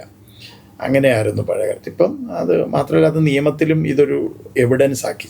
ഈ മദ്യപിച്ച് വണ്ടി ഓടിച്ചത് കാരണം ഉണ്ടായ ഏതെങ്കിലും ഒരു വളരെ സങ്കടകരമായ ഏതെങ്കിലും അപകടം എന്തെങ്കിലും ഓർമ്മയിലുണ്ടോ? ഭയങ്കര ട്രോമാറ്റിക്കായി തോന്നി? പെട്ടെന്നൊരു ഓർമ്മയിലേക്ക് വരുന്നില്ല. മറ്റേ അതിസാഹസികതയുടെ എൻ്റെ മനസ്സിൽ എപ്പോഴും നിൽക്കുന്ന ഒരു അപകടമുണ്ട്. നമ്മുടെ പറവൂര് ഭാഗത്ത് വെച്ചിട്ട് ഒരു 3 കുട്ടികൾ, അതിലെ ഒരു പയ്യൻ അവൻ +2 എല്ലാ വിഷയത്തിനും A+ മേടിച്ചു. A+ വളരെ സാധാരണ ഒരു കുടുംബമാണ്. അച്ഛൻ കൂലിപ്പണിക്കാരനാണ്. അപ്പോൾ അവൻ വീട്ടിൽ പറഞ്ഞു, എനിക്ക് ബൈക്ക് വേണമെന്ന് പറഞ്ഞു. അപ്പോൾ അന്ന് പറ്റിയ ഏറ്റവും മുന്തിയ ഒരു ബൈക്ക് തന്നെ അച്ഛൻ മേടിച്ചു കൊടുത്തു. കടവും വിലയൊക്കെ മേടിച്ചിട്ടാണ് മേടിച്ചു കൊടുത്തത്. ഇവനെ ഈ ആദ്യത്തെ ഓട്ടോ ഓടിയതാണ്. അപ്പോൾ ആദ്യത്തെ ഓട്ടോ ഓടിയപ്പോൾ 3 പേര് ഒരുമിച്ചാണ് പോയത്. 3 പേര് ഒരുമിച്ച് പോയിട്ട് ഈ നടുക്കിരുന്നവന് പെട്ടെന്ന് തീ കാണാൻ ആഗ്രഹമുണ്ടായി. അവൻ സൈഡ് സ്റ്റാൻഡ് തട്ടി. സൈഡ് സ്റ്റാൻഡിൽ താഴെ വരസുമ്പോൾ സ്പാർക്ക് ഉണ്ടാവും. അങ്ങനെ ഒരു ശ്രമം നടത്തി. പക്ഷേ ഇതിൽ ഒരു പ്രാവശ്യം കുഴപ്പമൊന്നും പറ്റിയില്ല. അടുത്ത പ്രാവശ്യം അത് തട്ടിയപ്പം അതേ കുത്തിയിട്ട് വണ്ടി നേരെ ഒരു ബസ്സിൻ്റെ അടിയിലേക്ക് പോയി. ഈ 2 പേരും മരിച്ചു. പുറകിലിരുന്ന 2 പേരും മരിച്ചു. മുമ്പിലിരുന്ന ഈ പയ്യൻ, ഞാൻ ആ പയ്യനെ അറിയുന്നത് തന്നെ ഞാൻ അന്ന് പറവൂര് ജോയിൻ്റ് RTO ആയിട്ട് ഇരിക്കുന്ന സമയം. അപ്പോൾ ആ സമയത്ത് ഒരു ബോർഡ് ഇങ്ങനെ 19 വയസ്സുള്ള ഇന്ന പയ്യന് ബോധരഹിതനായി കിടക്കുകയാണ്, വേണ്ട ധനസഹായം ചെയ്യണം എന്ന് പറയുന്നൊരു പഞ്ചായത്ത് പ്രസിഡൻറ്റിൻ്റെ ബോർഡ്. അപ്പം ഞാൻ എൻ്റെ 2 ഇൻസ്പെക്ടർമാരോട് പറഞ്ഞു, പോയെന്ന് അന്വേഷിച്ചിട്ട് വരാൻ പറഞ്ഞപ്പോൾ അവരാണ് ഈ കഥ പറയുന്നത്. ഈ പയ്യൻ ഒരു വിരൽ പോലും അനക്കാൻ വയ്യാതെ കിടക്കണം 6 മാസമായിട്ട്. വീട് അവർക്ക് മറ്റേ 10 സെൻറ്റ് ഉണ്ടായിരുന്ന വീടാണ്, അതൊക്കെ പോയി, അതെല്ലാം വിറ്റു. അച്ഛനും അവിടുന്ന് ഇവിടുന്ന് ഒക്കെ കടം മേടിച്ച് അതുമൊക്കെ തീർന്നു. നാട്ടുകാരെല്ലാവരും കൂടെ ചേർത്തിട്ട് 65 ലക്ഷം രൂപ ചിലവായി. അപ്പോൾ ഇത്തരം ഒരുപാട്, ഇത് ശരിക്കും പറഞ്ഞാൽ ഈ മരിക്കുന്നതല്ല, മരിക്കാതെ മരിക്കുന്ന കുറേ അധികം ആൾക്കാർ. മിർഷാദ് എന്ന് പറയുന്നൊരു പയ്യനുണ്ട്. ഈ പയ്യൻ എന്താ പറ്റിയെന്ന് വെച്ചാൽ, വണ്ടി ഓടിച്ചുകൊണ്ട് പോകുന്നു. വണ്ടി ഓടിച്ചുകൊണ്ട് പോയപ്പോഴത്തേക്ക് ഈ പയ്യൻ പുറകിലായിരിക്കുന്നത്. ഗൾഫിലായിരുന്നു ജോലി. ഇടയ്ക്ക് അവധിക്ക് വന്നപ്പോൾ കൂട്ടുകാരുമായിട്ട് ചായ കുടിക്കാൻ പോയപ്പോഴത്തേക്ക് പുറകിലിരിക്കുന്നു. ഇവൻ സ്പീഡ് കൂട്ടുന്നത്, ഇപ്പം മിർഷാദ് തന്നെ പറയുന്നൊരു വാക്ക്, എനിക്ക് സ്പീഡ് പറയാൻ തോന്നിയില്ല എന്നാണ്. പക്ഷെ വണ്ടിയുടെ സ്പീഡ് കൂടി വണ്ടിയോടത്ത് പോയി ഇടിച്ചപ്പോൾ ഈ മുമ്പിലിരുന്ന രണ്ടുപേർക്കും ഒന്നും പറ്റിയില്ല. മിർഷാദിന് എന്ത് പറ്റിയെന്ന് വെച്ചാൽ, മിർഷാദ് നമ്മൾ പുറകിൽ സീറ്റ് ബെൽറ്റ് ഉപയോഗിക്കാറില്ല. എന്താ പറ്റിയെന്ന് വെച്ചാൽ, മിർഷാദ് നേരെ തെറിച്ച് മേളിൽ റൂഫിൽ പോയി തട്ടി. റൂഫിൽ പോയിട്ട് തട്ടിയിട്ട് ഈ ബാക്ക് ഭാഗമുണ്ടല്ലോ, പുറകുവശം, പിന്നെ സ്പൈനൽ കോഡ് പൊട്ടിപ്പോയി. അപ്പം എന്നിട്ട് ഈ സ്പൈനൽ കോഡ് ബ്രോക്കൺ ആയിട്ട് ഇന്നും മിർഷാദ് വീൽ ചെയറിലാണ്. മിർഷാദിന് കഴുത്തിന് താഴോട്ട് മുഴുവൻ പോയി, തളർന്നിരിക്കുകയാണ്. അത് പറഞ്ഞപ്പോഴാണ് നമ്മൾ ബാക്കിലെ സീറ്റ് ബെൽറ്റ് എനിക്ക് തോന്നുന്നു അല്ലേ വലിയ പ്രധാനപ്പെട്ട കാര്യം. പലരും ബാക്കിലെ ഏറ്റവും വലിയൊരു പ്രശ്നം, നമുക്ക് യാതൊരുവിധ പ്രൊട്ടക്ഷനും വേറെ ഇല്ല. കേരളത്തിൽ കാണുന്ന ഒരു കാഴ്ചയുണ്ട്, നമ്മൾ വണ്ടി പ്രസവിച്ചു കഴിഞ്ഞ് കുഞ്ഞുങ്ങളെ കൊണ്ട് പോകുന്ന രീതി. അതൊരു ഭയങ്കര അപകടകരമായ കാഴ്ചയാണ്. പലപ്പോഴും കുഞ്ഞുങ്ങളെ ഇങ്ങനെ ഈ ഇടതുവശത്തെ സീറ്റിൽ ഇങ്ങനെ ഇരുത്തും, മടിയിൽ ഇങ്ങനെ കുഞ്ഞിനെ കാണുന്ന വിധത്തിൽ അമ്മയോ അമ്മായിയമ്മയോ ആരാണ് ഇരിക്കും. എന്നിട്ടാണ് വണ്ടിയും കൊണ്ട് പോണേ. ഇതിനകത്തുണ്ടാകുന്നൊരു കാര്യമാലോ, ഇയാളൊന്ന് ബ്രേക്ക് ചെയ്താൽ കൊച്ചിനെയും കൊണ്ട് ആ ഡാഷ്ബോർഡിൽ കൊണ്ട് ഞെക്കിക്കളയും. വിദേശത്തൊന്നും ഒരു കുട്ടിയെയും മുമ്പിൽ സീറ്റിൽ ഇരുത്തുകയില്ല. അവരെ പുറകിൽ മാത്രം 14 വയസ്സ് വരെ ചൈൽഡ് 10 വയസ്സ് വരെ നിർബന്ധമായിട്ടും. പിന്നെ അത് കഴിഞ്ഞ് അവർക്ക് സീറ്റ് ബെൽറ്റ് ഉപയോഗിക്കാമെങ്കിൽ ഉപയോഗിക്കാം. അത് സീറ്റ് ബെൽറ്റ് ഉപയോഗിക്കുന്നിടം വരെ അവർ ചൈൽഡ് സീറ്റിൽ ഇരുത്തുള്ളൂ, അതും ബാക്കിൽ ഇരുത്തുള്ളൂ. അപ്പം ഇത് അത്ര സീരിയസ് ആയൊരു കാര്യമാണെന്ന് നമ്മൾ നോക്കുന്നില്ല. നമ്മളിത് അങ്ങനെയുള്ള ഏതെങ്കിലും കേസ് ഉണ്ടോ കുട്ടികൾക്ക് ഭയങ്കര? ഇപ്പൊ ഈ ഒരു കുട്ടി മരിച്ചല്ലോ, ഒരു തിരുവനന്തപുരത്ത് ഒരു കുട്ടി മരിച്ചിട്ട് ആ കുട്ടി ഫ്രണ്ട് സീറ്റിൽ ഇരുന്നതാണ്. ഇനി വേറൊന്നുണ്ട്, ഇതിനേക്കാളൊക്കെ അപകടകരമായ കാര്യമാണ് എയർ ബാഗ്. നമുക്ക് എയർ ബാഗ് നല്ലതാണ്, നമുക്ക് രക്ഷയ്ക്കുള്ളതാണ്. എയർ ബാഗ് എവിടെ രക്ഷയെന്ന് പറഞ്ഞാൽ എൻ്റെ നെഞ്ചിനിപ്പുറത്താണ്. നെഞ്ചിൽ വന്നു കഴിഞ്ഞാൽ എയർ ബാഗ് രക്ഷയല്ല. കാരണം എന്താ വെച്ചാൽ അവിടെ എയർ ബാഗ് ബേസ്റ്റ് ചെയ്യുന്നത്, പൊട്ടുന്നത് 2000 പൗണ്ടിലാണ്. 2000 പൗണ്ട് ഫോഴ്സിൽ പൊട്ടുമ്പോഴത്തേക്ക് അതിനകത്തേക്ക് നമ്മുടെ ശരീരം വെച്ച തരിയും തകർന്ന് തരിപ്പണമായി പോകും. അതുകൊണ്ടാണ് ഒരു പ്രത്യേക അകലത്തിൽ നമ്മുടെ സീറ്റുകളൊക്കെ വെക്കുന്നത്. ശരിക്കും പറഞ്ഞാൽ എയർ ബാഗ് പൊട്ടി പുറത്തോട്ട് വരുന്ന 10 ഇഞ്ച് അകലത്തിലാണ്. അതുകൊണ്ട് നമ്മൾ 10 ഇഞ്ച് അകലത്തിൽ 10 ഇഞ്ചിന് പുറകിലേക്കാണ് നമ്മൾ ഇരിക്കേണ്ടത്. അങ്ങനെയാണ് നമ്മുടെ സീറ്റ് അറേഞ്ച്മെൻറ്റ്സും ഒക്കെ അങ്ങനെ. പിന്നെ നമ്മൾ ഒരുപാട് അടുപ്പിച്ചിട്ട് ആ പ്രശ്നമാണ്, എയർ ബാഗ് നമ്മുടെ നെഞ്ചത്ത് തട്ടും. ഏതൊക്കെ രീതിയിൽ നമ്മൾ ചെയ്താൽ എയർ ബാഗ് പ്രോപ്പറായിട്ട് വർക്ക് ചെയ്യാണ്ടിരിക്കുക? എയർ ബാഗ് വർക്ക് ചെയ്യാതിരിക്കാനുള്ള ഒരു സാധ്യത എന്ന് പറയുന്നത്, ഒന്ന്, നമുക്ക് ഇപ്പോഴേ എല്ലാം സീറ്റ് ബെൽറ്റ് റിലേറ്റഡ് ആണ്. സീറ്റ് ബെൽറ്റ് സെൻസർ ഉണ്ട്. സീറ്റ് ബെൽറ്റ് ഇട്ടില്ലെങ്കിൽ എയർ ബാഗ് വർക്ക് ചെയ്യല. പിന്നെ നമ്മുടെ ഈ തട്ടുന്നത്, ഇപ്പോൾ പുതിയ വണ്ടികൾ, ചില വണ്ടികൾക്കൊക്കെ അങ്ങനെ ഒരു പ്രശ്നം വന്നിട്ടുണ്ട്. ഇപ്പോൾ എയർ ബാഗ് വർക്ക് ചെയ്യുന്നില്ല. എയർ ബാഗ് വർക്ക് ചെയ്യുന്നില്ല എന്ന് പറഞ്ഞാൽ അതിൻ്റെ ആ എഫക്റ്റ്, സെൻസർ എഫക്റ്റ് ചെയ്യുന്ന ഏരിയ താഴെയായിപ്പോൾ. അപ്പോൾ അതിന് മേളിലാണ് അടി കൊള്ളുന്നതെങ്കിൽ വരാത്ത കുറേ സംഭവങ്ങൾ ഈ അടുത്ത കാലത്ത് ഉണ്ടാകുന്നുണ്ട്. ബുൾബാറൊക്കെ വെക്കൂലേ ഫ്രണ്ടില്, അത് വെച്ച് കഴിഞ്ഞാൽ എയർ ബാഗിന് അത് പ്രശ്നമാണ്. ശരിക്കും പറഞ്ഞാൽ നമ്മൾ കാര്യം അറിയാതെയാണ്. മുമ്പ് നമ്മുടെ മെറ്റൽ ബമ്പറായിരുന്നു. അന്ന് ആൾക്കാരെ ഈ ബമ്പർ കൊണ്ട് ഇടിച്ച ആൾക്കാർ മരിക്കും. ഒരു വലിയ ശക്തിയോടുകൂടിയായിരിക്കും ഒരാളെ ഇടിക്കുന്നത്. മറ്റതെന്ന് പറഞ്ഞാൽ ഇടിച്ചാൽ അത് പൊട്ടിപ്പോത്തേ ഉള്ളൂ. അത് പൊട്ടിയാലും ആളിന് വലിയ പരിക്കുണ്ടാവില്ല. ഒരുപാട് സംവിധാനങ്ങൾ പരിശോധിച്ചിട്ടാണ് ഒരു വണ്ടി പുറത്തേക്ക് ഇറങ്ങുന്നത്. അല്ല വെറുതെ വണ്ടി പുറത്തേക്ക് ഇറക്കില്ല. നമ്മൾ ഒരു ഹോൺ എന്ന് പറയുന്നത് നമ്മുടെ കാതിന് എത്രത്തോളം പ്രശ്നം ഉണ്ടാക്കാതിരിക്കാം എന്നുള്ളതാണ് ഒരു ഹോൺ ടെസ്റ്റ് ചെയ്യുമ്പോൾ ചെയ്യേണ്ടത്. ഇപ്പോൾ വലിയൊരു പ്രശ്നമാണ് നോയിസ് പൊല്യൂഷൻ. ഇപ്പം ഞങ്ങൾ പയ്യാർക്ക് എന്ന് പറയുന്ന ഒരു അന്താരാഷ്ട്ര സംഘടനയുടെ നോയിസ് പൊല്യൂഷന്റെ റിസർച്ച് നമ്മളാണ് ചെയ്തുകൊണ്ടിരിക്കുന്നത്. നമ്മുടെ ഹോണ് ഒരു 93-100 ഇടയിലുള്ള ഡെസിബിൾ വേണമെന്നല്ലേ പറയുന്നത്? ശരിക്കും പറഞ്ഞാൽ മനുഷ്യന് ഏറ്റവും നല്ലത് 70 താഴെയാണ്. പക്ഷെ നമ്മുടെ ഹോണ് നമ്മൾ ആദ്യം ചെയ്യുന്നത് ഹോൺ മാറ്റും. വിദേശത്തൊന്നും ഹോൺ അടിക്കുകയില്ല. ഞാനിപ്പം ട്രാൻസ്പോർട്ടേഷൻ പഠിക്കാൻ വേണ്ടിയിട്ട് ലിയോണിൽ പോയായിരുന്നു. 3 ദിവസം നിന്നിട്ടും ഒരു ഹോൺ പോലും കേട്ടില്ല. പക്ഷെ പൊതുവെ ഇന്ത്യയിൽ കമ്പാരിറ്റീവ്ലി ഹോൺ കുറവുള്ളത് കേരളമാണ്. ഇങ്ങനെ റീലുകളിലൊക്കെ ആളുകൾ മാത്രമല്ല കേട്ടോ, കേരളമാണ് ഒരു പരിധിവരെ നിയമത്തിനോടൊരു ബഹുമാനം കാണിക്കുന്നത്. അത് നമുക്ക് പുറത്തു പോയാൽ, പല സംസ്ഥാനത്തും പോയാൽ നമുക്ക് മനസ്സിലാവും. ഒരു പരിധിവരെ നമ്മൾ നിയമത്തെ ബഹുമാനിക്കുന്നവരാണ്. ഈ ഹോണ് അതിൻ്റെ ഡെസിബിൾ കൂടുമ്പം നമ്മൾ ആൾട്രേഷൻ്റെ ഭാഗമായിട്ട് പലതരം ഹോണുകൾ ഉപയോഗിക്കുമ്പോൾ അത് ഉണ്ടാക്കുന്ന പ്രശ്നങ്ങൾ എന്താ ശരിക്കും? പ്രത്യേകിച്ച് ഗർഭിണികളുടെയൊക്കെ അടുത്ത് വെച്ചിട്ട് ഇത്തരം വലിയ ഹോണുകൾ വന്നാൽ ആ കുട്ടി ജനിക്കുന്നത് ചെവി കേൾക്കാം. ഇപ്പം നമ്മൾ ശ്രദ്ധിച്ചറിയാം. എൻ്റെ മകൾ ഒരു സ്പീച്ച് പതോളജിസ്റ്റാണ്. എൻ്റെ മോളുടെ അടുക്കിലേക്ക് വരുന്ന ഏറ്റവും കൂടുതൽ കൊച്ചു കുഞ്ഞുങ്ങളാണ്. ഇപ്പം അവർക്ക് ചെവി കേൾക്കാൻ മേല, സംസാരിക്കാൻ കഴിയുന്നില്ല. ഹോൺ ഒരു കാരണമാകാം. ഈ ബസ്സുകളിൽ കയറുമ്പോൾ ഞാനൊക്കെ അനുഭവിക്കുന്ന ഏറ്റവും വലിയ പ്രശ്നം എന്ന് പറയുന്ന ഒരു സിവിക് സെൻസും ഇല്ലാത്ത രീതിയിലുള്ള ഈ ഹോണടിയാണ്. ഏറ്റവും കൂടുതൽ അറിയേണ്ടത് ആ ആളാണ്. കാരണം അവനിതെന്നും കേൾക്കുക. അവൻ്റെ ചെവി കുറച്ചൊരു 40 വയസ്സാകുമ്പോഴത്തേക്ക് അവൻ്റെ ചെവി പോകും. അതിന് നിയമ നടപടിയൊന്നും എടുക്കാൻ പറ്റില്ല ഈ ഹോണിൻ്റെ കാര്യത്തിൽ? ഇതിനൊക്കെ ഉള്ള ഒരു പ്രശ്നം എന്ന് പറയുന്നത്, നമുക്ക് ഈ പറഞ്ഞതുപോലെ വാഹനത്തിൻ്റെ പെരുപ്പം, നമുക്ക് ഈ 1,80,00,000 വാഹനങ്ങളെ നിയന്ത്രിക്കുക എന്നൊക്കെ പറയുന്നത്, ഇനി നമ്മൾ കൂടുതലും ഒരു ഡിജിറ്റൽ എൻഫോഴ്സ്മെന്റിലേക്ക് കൂടുതൽ പോകേണ്ടി വരും. അതിപ്പോൾ AI കൊണ്ടുവന്നപ്പോൾ അതാണ്. ഈ AI വന്നപ്പോൾ വലിയ വിവാദങ്ങളുണ്ട്. AI വന്നതിന് ശേഷം ഉണ്ടായ ഏറ്റവും വലിയ നല്ല മാറ്റം എന്ന് പറയാൻ എന്താ തോന്നുന്നത്? എൻഫോഴ്സ്മെന്റ് ഇതിലൂടെ ശക്തമായി എന്നുള്ളത് തന്നെയാണ്. പിന്നെ ആൾക്കാർക്കൊരു ഭയം സ്വയം ഉണ്ട്. പക്ഷെ അതിപ്പോൾ മാറി. നമ്മളിപ്പോൾ സ്പീഡ് ക്യാമറ വെച്ചിട്ടുണ്ടെങ്കിൽ ആ ക്യാമറ വരുന്നിടത്ത് സ്പീഡ് കുറയും. കാരണം സ്ഥിരമായിട്ട് പോകുന്നത് മാത്രമല്ല, നമുക്ക് ഒരുപാട് ആപ്ലിക്കേഷൻസ് ഉണ്ട്. ഇവിടെ ക്യാമറ ഉണ്ട് എന്ന് പറയാനുള്ള ആപ്ലിക്കേഷൻസ് ഉണ്ട്. അപ്പം നമ്മൾ അവിടെ വരുമ്പോൾ സ്പീഡ് കുറയും. എന്നിട്ട് ഈ സ്പീഡിലൂടെ നമ്മൾ അടുത്ത സ്ഥലത്തെടുക്കും.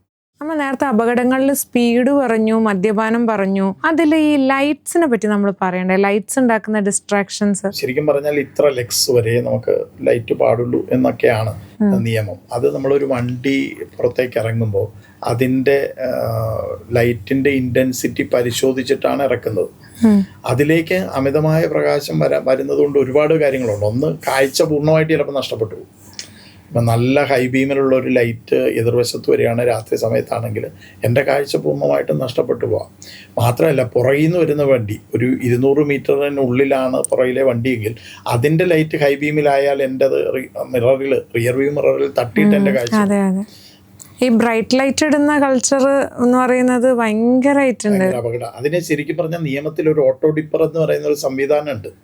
ഓട്ടോമാറ്റിക്കായിട്ട് നമ്മുടെ എതിരെ ഒരു വണ്ടി വന്നാൽ നമ്മുടെ ലൈറ്റ് ഡിമ്മാകുന്ന ഒരു സംവിധാനമുണ്ട്. പക്ഷെ അതൊരു ശാസ്ത്രീയമായ ഒരു ഡെവലപ്മെൻ്റ് ആ കാര്യത്തിൽ വന്നിട്ടില്ല. ഓട്ടോ ഡിപ്പർ ആദ്യം ഒരു ശ്രമം നടത്തിയതാണ്. അപ്പോൾ എന്താ പ്രശ്നം എന്ന് വെച്ചാൽ, റിഫ്ലക്റ്റ് ചെയ്തിട്ടത് ഓട്ടോമാറ്റിക്കായിട്ട് ഓഫാകാൻ തുടങ്ങി. അത് ചില സ്ഥലങ്ങളിൽ നമുക്ക് ഹൈ ബീം വേണ്ടി വരും. ഇപ്പം നല്ല വളവൊക്കെ ഉള്ള സ്ഥലങ്ങളിൽ നമുക്ക് ഹൈ ബീം ഇല്ലാതെ രാത്രിയിൽ വലിയ ബുദ്ധിമുട്ടുണ്ടാകും. കാട്ടിലൂടെ പോകുമ്പോൾ. അതുപോലെ പട്ടണങ്ങൾ ഒഴിച്ച് ബാക്കിയുള്ള സ്ഥലങ്ങളിൽ നമ്മൾ പൂർണ്ണമായ ലൈറ്റ് ഒരു പ്രധാന പ്രശ്നമാണ്. ഈ ഡ്രൈവിങ്ങിൽ ലൈറ്റ് ഒരു പ്രധാന ഘടക. നമ്മൾ കാണപ്പെടുക, ഇത് രണ്ടും ഡ്രൈവിങ്ങിൽ പ്രധാന. ഞാനൊരു എക്സാമ്പിളായിട്ട് പറഞ്ഞാൽ, ഇപ്പം ഞാൻ വണ്ടി ഓടിച്ചുകൊണ്ട് പോകുന്നു, എൻ്റെ കൊച്ചുമകൾ പുറകിലിരിക്കുന്നു. കൊച്ചുമകൾ പുറകിലിരുന്നിട്ട് മുമ്പേ പോകുന്നൊരു വണ്ടിയുടെ ബ്രേക്ക് ലൈറ്റ് കത്തിയാൽ കൊച്ചുമോള് കാണുന്നത് ഒരു ലൈറ്റ്, ചുവപ്പ് ലൈറ്റ് മാത്രം. പക്ഷെ ഞാൻ കാണുന്നത് ആ വണ്ടി ബ്രേക്ക് ചെയ്തു എന്നാണ്. ഇനി അതോടൊപ്പം ഒരു ബോർഡ് കൂടെ എവിടെ ഉണ്ടെന്ന് വിചാരിക്കും, ഒരു കോഷണറി ബോർഡ് കൂടെ, ത്രികോണാകൃതിയിലൊരു ബോർഡ്, അതിനകത്ത് ഹമ്പിന്റെ പടവും ഉണ്ടെങ്കിൽ ഞാൻ പിന്നെ കാണുന്ന അയാൾ ബ്രേക്ക് ചെയ്തു എന്നല്ല, മുമ്പിൽ ഹമ്പുണ്ട്. ആ കാഴ്ചക്ക് ഒരുപാട് വ്യത്യാസം. അപ്പൊ ഹമ്പുണ്ട് എന്ന് കാണുമ്പോൾ തന്നെ ഞാൻ ഹമ്പിന് വേണ്ടിയിട്ടുള്ള പ്രിപ്പറേഷൻ എൻ്റെ തലച്ചോറ് ചെയ്ത് കഴിയും. ഈ MVD-യുമായിട്ട് ബന്ധപ്പെട്ട് അടുത്തകാലത്ത് ഏറ്റവും കൂടുതൽ ചർച്ച ചെയ്ത മോഡിഫിക്കേഷൻ ആണല്ലോ. എന്തുകൊണ്ടാണ് ഇത്തരത്തിലുള്ള മോഡിഫിക്കേഷൻ വേണ്ടാന്ന് തീരുമാനിച്ചത്? വലിയ ശാസ്ത്രീയ പഠനങ്ങൾക്ക് ശേഷമായിരിക്കുമല്ലോ. അതൊന്ന് ചുരുക്കി പറയൂ. വണ്ടിക്കുണ്ടാക്കുന്ന ഓരോ മാറ്റങ്ങളും ആ വണ്ടി നിർമ്മിക്കുമ്പോഴുണ്ടായ ആ ഡിസൈനുമായിട്ട് ബന്ധപ്പെട്ട ഒരുപാട് ശാസ്ത്രീയ ഘടകങ്ങളുണ്ട്. ഉദാഹരണത്തിന് ലൈറ്റ് ആണെങ്കിൽ, ലൈറ്റ് ഒരാളുടെ എതിരെ വരുന്നയാളുടെ കണ്ണിനെ എങ്ങനെ ബാധിക്കും എന്ന് നോക്കിയിട്ടാണ് ലൈറ്റ് ഡിസൈൻ ചെയ്യുന്നത്. ലൈറ്റിൻ്റെ ഒരു ഇൻറ്റൻസിറ്റി കണക്കാക്കുന്നതും എല്ലാം അങ്ങനെയാണ്. ഒരു വണ്ടി മേടിച്ചു കഴിഞ്ഞാൽ നമ്മളൊരു ഇൻഫർടൈൻമെൻറ്റ് സിസ്റ്റം അതിലുള്ളതല്ലാതെ നമ്മൾ വേറെണ്ണം വെക്കുന്നു എന്ന് വിചാരിക്കാം. ഒരു പുതിയ സ്പീക്കറും കാര്യങ്ങളും ഒക്കെ അഡീഷണൽ സാധനങ്ങളും. ഇത് എപ്പോഴും നമ്മളെങ്ങനെ ചെയ്യാം? ആ വണ്ടിയുടെ വയറിംഗ് സിസ്റ്റത്തെ ഡിസ്റ്റർബ് ചെയ്തുകൊണ്ട് അതിനകത്ത് ഉപയോഗിക്കുന്ന എല്ലാ കാര്യങ്ങളും ഫയർ റെസിസ്റ്റൻ്റാണ്. പക്ഷെ നമ്മൾ ഉപയോഗിക്കുന്ന സാധനം അതുമായിട്ട് ബന്ധമില്ല. അപ്പൊ ഒരു ഷോർട്ട് സർക്യൂട്ടിന്റെ സാധ്യത വരും. ഇപ്പൊ തീ മൂലം ഉണ്ടാകുന്ന അപകടങ്ങൾ ഇപ്പൊ കൂടി വരിക. അതിനൊരു പ്രധാന കാരണം ഈ ഇലക്ട്രിക് സിസ്റ്റത്തെ ബാധിക്കുന്നതാണ്. നമ്മുടെ വണ്ടിയുടെ സീറ്റ് കവർ പോലും ചിലപ്പോൾ ഈ ഉണ്ടാകുന്നതിനെ സപ്പോർട്ട് ഒരുപാട് കൂട്ടാനുള്ള സാധ്യതയുണ്ട്. പെട്ടെന്ന് തീ പിടിക്കുന്ന തരത്തിലുള്ള മാറ്റുകൾ നമ്മൾ താഴെ ഉപയോഗിക്കാറുണ്ട്. പെർഫ്യൂം പോലെയുള്ള സാധനങ്ങൾ, അത് പെട്ടെന്ന് ഇവാപറേറ്റ് ചെയ്ത് പെട്ടെന്ന് തീ ആളിക്കത്താനുള്ള ഒരു സാധ്യത. ഈ പെയിന്റ് മാറിയാൽ എന്താ പ്രശ്നം? ക്രൈം കൂടുതൽ ഉണ്ടാവും എന്നുള്ളത് കൊണ്ടാണോ, അതോ ക്രൈമിനെ സഹായിക്കും എന്നുള്ളത് കൊണ്ടാണോ? എന്താണ് പെയിന്റ് ചേഞ്ച് ചെയ്യുന്നതിൽ ഇത്ര വലിയ സ്ട്രിക്റ്റ് ആണ്? പ്രത്യേകതയുള്ളത്, നമ്മുടെ രാത്രികാലങ്ങളിലൊക്കെ നമുക്ക് കൂടുതൽ visible light colours. Colour code നല്ലതാണ്, കാരണം തിരിച്ചറിയാൻ. അത് റോഡിന് പോലും കളർ കോഡ് ചെയ്യുന്നുണ്ട് വിദേശത്തൊക്കെ. ഇത് ഇത്ര പ്രാധാന്യമുള്ള റോഡാണ് എന്ന് തിരിച്ചറിയാൻ വേണ്ടിയിട്ട് റോഡുകളെ പോലും കളർ കോഡ് ചെയ്യുന്നുണ്ട്. പക്ഷെ കളർ കോഡ് സേഫ്റ്റിയുമായിട്ട് ബന്ധപ്പെട്ട് അത്ര ആഴത്തിലൊരു കാര്യമായിട്ട് പറയാൻ പറ്റില്ല. നമ്മൾ ഈ അപകടങ്ങൾ കുറയ്ക്കുന്നതിൽ പല നിർദ്ദേശങ്ങളും കൊടുക്കുന്നതിൽ എപ്പോഴും പറയുന്ന ഒരു കാര്യമാണ് രാത്രി യാത്ര ഒഴിവാക്കണം എന്ന് പറയുന്നത്. എന്തുകൊണ്ടാണ് നമ്മൾ ഏതൊരു യാത്രയും രാത്രി പരമാവധി ഒഴിവാക്കണം എന്ന് പറയുന്നത്? ഈ വിസിബിലിറ്റി ആയിട്ട് നമുക്ക് എല്ലാവർക്കും അറിയുന്ന കാര്യമുണ്ടല്ലോ, അതല്ലാതെ ഏറ്റവും കൂടുതൽ നമുക്ക് വേറെ എന്തൊക്കെ പ്രധാനപ്പെട്ട കാര്യങ്ങളായിരുന്നു? കുറേ അധികം അപകടങ്ങൾ ഈ ഉറക്കം കൊണ്ടുണ്ടായിട്ടുണ്ട്. പെട്ടെന്ന് ഒരു ദിവസം രാത്രി വണ്ടി ഓടിക്കുന്നവരായിരിക്കും കൂടുതലും അപകടത്തിൽപ്പെടുന്നത്. നമ്മുടെ ഒരു ബയോളജിക്കൽ ക്ലോക്ക് ഉണ്ട്, നമുക്ക് ഇത്ര സമയം വരെ നമ്മൾ ഇത്ര സമയത്ത് ഉറങ്ങുന്നത്, ഉറക്കം വരുന്നത് അറിയും, ഉറക്കാൻ പോവാണ് എന്നുള്ളത്. പക്ഷെ ഉറങ്ങിപ്പോകുമ്പോൾ അറിയത്തില്ല. ഒരു നിമിഷം കൊണ്ട് കയ്യിൽ നിന്ന് വണ്ടി പോകും, എല്ലാം പോവാം. കാർ ആക്സിഡന്റ് ആയി കഴിഞ്ഞ് കഴിഞ്ഞാൽ നമ്മൾ കാണാറുണ്ട് ഫ്രണ്ട് ഭാഗം പപ്പടം പോലെ ആവുകയാണ്. അപ്പോൾ നമ്മൾ കുറച്ചും കൂടി പരിക്കധികം പുറമേ കാണാത്ത വാഹനങ്ങളാണെങ്കിൽ അത് നല്ല വാഹനം എന്ന് പറയും. പക്ഷേ ഈ അടുത്ത് ഞാനൊരു എവിടെയോ വായിച്ചതാണ്, ശരിക്കും അതുപോലെ പൊളിയുന്നതും ഒരു നല്ല ലക്ഷണമാണ്. ആ ഏരിയനെ തന്നെ ക്രംബിൾ സോൺ എന്നാണ് പറയുക. അപ്പോൾ അതങ്ങനെ അത് ആഘാതം കുറയ്ക്കും എന്നുള്ളത് സത്യമാണോ? അതാ ശരി. നമ്മളൊരു വണ്ടി ഇടിച്ചു കഴിയുമ്പോൾ അതിൻ്റെ ഇമ്പാക്റ്റ് ആണ് ഉള്ളിലേക്ക് വരേണ്ടത്. ഈ ഇടിയുടെ ആഘാതമാണ് നമ്മുടെ അകത്തേക്ക് വരുന്നത്. ഈ അകത്തേക്ക് വരുന്നത് കൂടുതലും മുൻവശത്തുള്ള ഭാഗങ്ങൾ തന്നെ അബ്സോർബ് ചെയ്യുകയാണെങ്കിൽ അത്രയും കുറച്ചേ അകത്തേക്ക് വരുള്ളൂ. അതന്നെയാണ് അതിനകത്തെ ഒരു സയൻസ് എന്ന് പറയുന്നത്. അപ്പോൾ ഇത് മുൻവശം തകർന്നാൽ അത് മുഴുവൻ കൂടുതലും അതൊക്കെ അബ്സോർബ് ചെയ്തു, പിന്നെ വളരെ കുറച്ച് അകത്തിരിക്കുന്നവരിലേക്ക് വരുന്നുള്ളൂ. 5 സ്റ്റാറിന് ഒരുപാട് ഘടകങ്ങളുണ്ട്. ഈ പറഞ്ഞതുപോലെ ഓട്ടോമേറ്റഡ് ഡ്രൈവിംഗ് അസിസ്റ്റൻസ് സിസ്റ്റം ഉണ്ടാകും. ഈ അഡാസ് 1 അഡാസ് 2 ഒന്നും എല്ലാ വാഹനങ്ങളിലും ഇല്ല. ഒരു പ്രീമിയർ വിഭാഗം കാറുകളിൽ മാത്രമാണ് അതുള്ളത്. പ്രീമിയർ വിഭാഗം കാറുകളുടെ അപകട നിരക്കും കുറവാണ്, അതിലിരുന്ന് മരിക്കുന്നവരുടെ എണ്ണവും കുറവാണ്. ഇപ്പം ഇന്ത്യയിൽ എല്ലാ വാഹനങ്ങൾക്കും വേണം എന്നുള്ളൊരു നിയമം പുതിയതായിട്ട് വന്നിട്ടുണ്ട്. എല്ലാ വാഹനങ്ങൾക്കും ABS വേണം, 2 വീലറിനും വേണം എന്നുള്ളത്. അപ്പോൾ അത്തരത്തിലുള്ള സംവിധാനങ്ങൾ നമ്മൾ ഉണ്ടാക്കുമ്പോൾ അതിന് പുറത്ത് കിടക്കാനുള്ളൊരു ശ്രമവും നമ്മൾ നടത്താറുണ്ട്. ഇപ്പോൾ ഉദാഹരണത്തിന് പിന്നെ ക്രൂയിസ് കൺട്രോൾ, അതുപോലുള്ള ഇത്തരം പാനിക് ബ്രേക്കിങ്, അതൊക്കെ നമ്മൾ ഓഫ് ചെയ്തിടാറുണ്ട്. കാരണം അങ്ങനെ ഉണ്ടാകരുത്. പക്ഷെ എന്തുകൊണ്ട് ഓഫ് ചെയ്യുന്നു അതിനും കാരണമുണ്ട്. നമ്മൾ നമ്മുടെയൊക്കെ സാഹചര്യത്തിൽ എപ്പോഴും ഒരു വണ്ടി അങ്ങനെ കയറി വരും, ചെത്തി കയറി വരും, അതിലൂടെ കയറി വരും. അത്തരത്തിലൊക്കെ അപ്പോഴൊക്കെ ഇത് ബ്രേക്ക് ചെയ്തുകൊണ്ടിരിക്കും. അത് നമ്മുടെ ഡ്രൈവിങ് വലിയ ബുദ്ധിമുട്ടായിട്ട് വരും. അപ്പോൾ അത്തരം കാര്യങ്ങളൊക്കെ കൊണ്ടായിരിക്കാം നമ്മളതൊക്കെ ആധുനിക സംവിധാനങ്ങൾ വന്നെങ്കിൽ പോലും അത്തരത്തിലുള്ള അപകടങ്ങൾ കുറഞ്ഞിട്ടില്ല എന്നുള്ളത് പഠിക്കപ്പെടേണ്ട ഒരു കാര്യം. നമ്മൾ നേരത്തെ പറഞ്ഞ ഓൾട്രേഷൻ കാര്യത്തിൽ അതുപോലെ ആളുകൾ ചെയ്യുന്ന ഒരു കാര്യമാണ് ടയറിന് വരുത്തുന്ന മാറ്റങ്ങൾ എന്ന് പറയുന്നത്. വലിയ തടിയുള്ള ടയറുകൾ അല്ലെങ്കിൽ അലോയ് വീലുകൾ വെക്കുക. അത് കൂടുതൽ നമുക്കല്ല, അടുത്തുകൂടി പോകുന്ന വാഹനങ്ങൾക്ക് അപകടം ഉണ്ടാക്കുക എന്ന് പറയും. ബ്രേക്ക് എഫക്റ്റീവ് ആകുന്നത് ടയറിലൂടെയാണ്. കൊണ്ടു നടക്കുന്ന ടയറിന്റെ മെയിൻ്റനൻസ് പോലും നമ്മൾ ഒട്ടും ശ്രദ്ധിക്കാത്ത ആൾക്കാരാണ്. നമ്മൾ തേഞ്ഞ അവസാനത്തെ കമ്പി പുറത്തേക്ക് വന്നെങ്കിലേ നമ്മൾ ശരിക്കും അത് അപ്പം ബ്രേക്ക് ഇല്ല എന്നും കൂടെ അതിനർത്ഥമുണ്ട്. മനസ്സിലായി? ബ്രേക്ക് എഫക്റ്റീവ് ആകണമെങ്കിൽ ഗ്രിപ്പ് വേണമല്ലോ. ഒരു ഫ്രിക്ഷനിലാണ് വണ്ടി നിൽക്കുന്നത്. ആ ഫ്രിക്ഷൻ ഉണ്ടാകണമെങ്കിൽ ടയറിന് ആ ക്വാളിറ്റി വേണം. ചുമ്മാ കിടക്കുന്ന ഒരു വണ്ടിയിൽ കുറച്ച് കാലം കഴിഞ്ഞാൽ വണ്ടി ടയർ തന്നെ പോകും. വണ്ടിയുടെ ഒരു ഡിസൈനും അതിൻ്റെ ഒരു എയറോഡൈനാമിക്സും കാര്യങ്ങളും എല്ലാം വെച്ചിരിക്കുന്നത് അതിൽ ഫിറ്റ് ചെയ്യുന്ന ഓരോ ഘടകങ്ങളെയും ആശ്രയിച്ചിട്ടാണ്. എൻജിൻ സ്പീഡ്, ഫ്യൂൽ എക്കണോമി, എല്ലാ കാര്യവും ആ വണ്ടിയുമായിട്ട് ബന്ധപ്പെട്ട എല്ലാ കാര്യത്തിനും പറ്റുന്നൊരു ടയറായിരിക്കും അതിന് വെച്ചിരിക്കുക.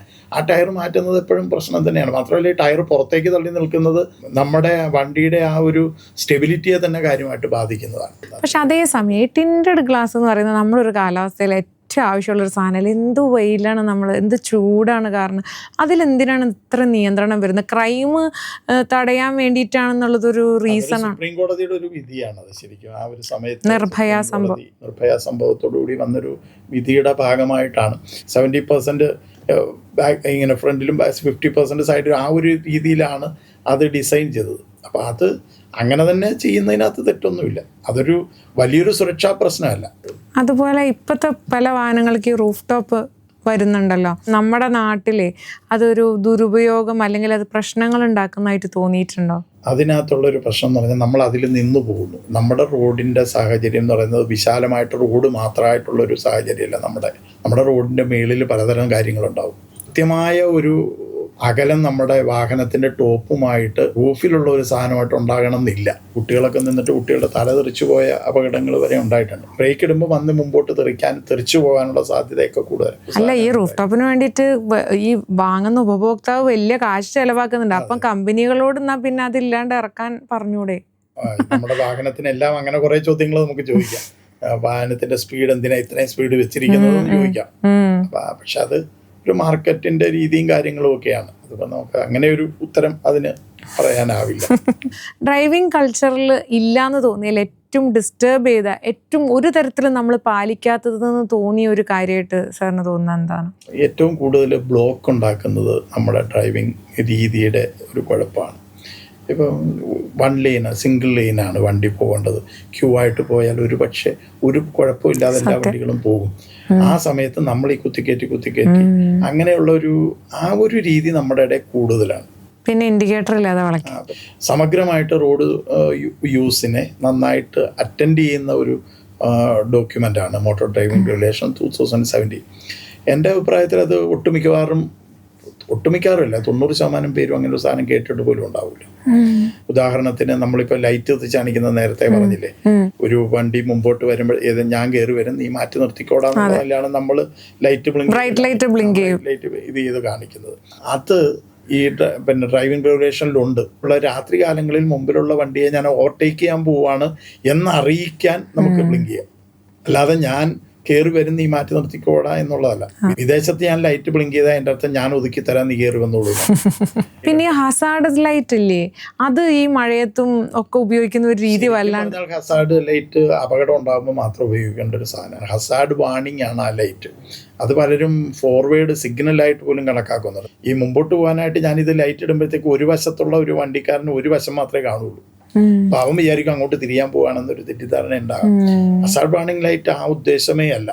പിന്നെ അതുപോലെ ഈ ലെഫ്റ്റിൽ ഓവർടേക്കിംഗ്, അതിൽ ഒരു മാറ്റം നമുക്ക് ഉണ്ടാവില്ല അല്ലേ? മോട്ടോർ ഡ്രൈവിംഗ് റെഗുലേഷൻസിലെ ഒന്നാമത്തെ റെഗുലേഷനാണ് ഇടതുവശം ചേർന്ന് വണ്ടി ഓടിക്കുക എന്നുള്ളത്. റൈറ്റ് ഹാൻഡ് ഡ്രൈവിംഗ് ആയതുകൊണ്ട് നമ്മുടെ കൺട്രോൾസും നമ്മുടെ അറ്റൻഷനും മുഴുവൻ വലതുവശത്താണ്. നമുക്ക് ഏറ്റവും അറ്റൻഷൻ കുറഞ്ഞ സ്ഥലം ഇടതുവശമാണ്. അപ്പോൾ ഇടതുവശത്ത് ഇനി അത് കാരേജ് വേ എന്നാണ് നമ്മൾ ശരിക്കും, റോഡല്ല യഥാർത്ഥത്തിൽ നമ്മൾ ഡ്രൈവ് ചെയ്യേണ്ടത്. കാരേജ് വേയെ കൂടാ. കാരേജ് വേയെ തിരിച്ചറിയുന്നത് എങ്ങനെയാണെന്ന് ചോദിച്ചാൽ 2 വശത്തും 2 വരകളുണ്ടാവും. ഈ വരയ്ക്കുള്ളിലുള്ള സ്ഥലമേ നമുക്ക് അനുവദിച്ചിട്ടുള്ളൂ. അപ്പോൾ റോഡ് മുഴുവനും വണ്ടി ഓടിക്കുന്ന ആൾക്കുള്ളതല്ല, കാരേജ് വേ മാത്രമേ ഡ്രൈവിംഗ് ആൾക്കാർക്കുള്ളൂ. അവൻ ഈ കാരേജ് വേയുടെ ഇടതുവശം ചേർന്നാണ് അവൻ വണ്ടി ഓടിക്കേണ്ടത്. അപ്പോൾ ഇടതുവശം ചേർന്ന് വണ്ടി ഓടിക്കുമ്പോൾ അതിൻ്റെ അപ്പുറത്ത് കാരേജ് വേ ഇല്ലല്ലോ. അതിലൂടെ ഒരു വണ്ടി ഓവർടേക്ക് ചെയ്യാൻ നിയമപരമായി അനുവാദമില്ല. പക്ഷെ അതിൻ്റെ അകത്തുള്ള ഒരു പ്രശ്നം എന്ന് പറഞ്ഞാൽ ഞാൻ ശ്രദ്ധിക്കുന്നത് വലതുവശത്താണ്. എനിക്ക് ഇടതുവശം ശ്രദ്ധയില്ല. അപ്പോൾ ഇടതുവശത്തുകൊണ്ട് ഒരു വണ്ടി വരുന്നത് ഞാൻ അറിയണം എന്നില്ല.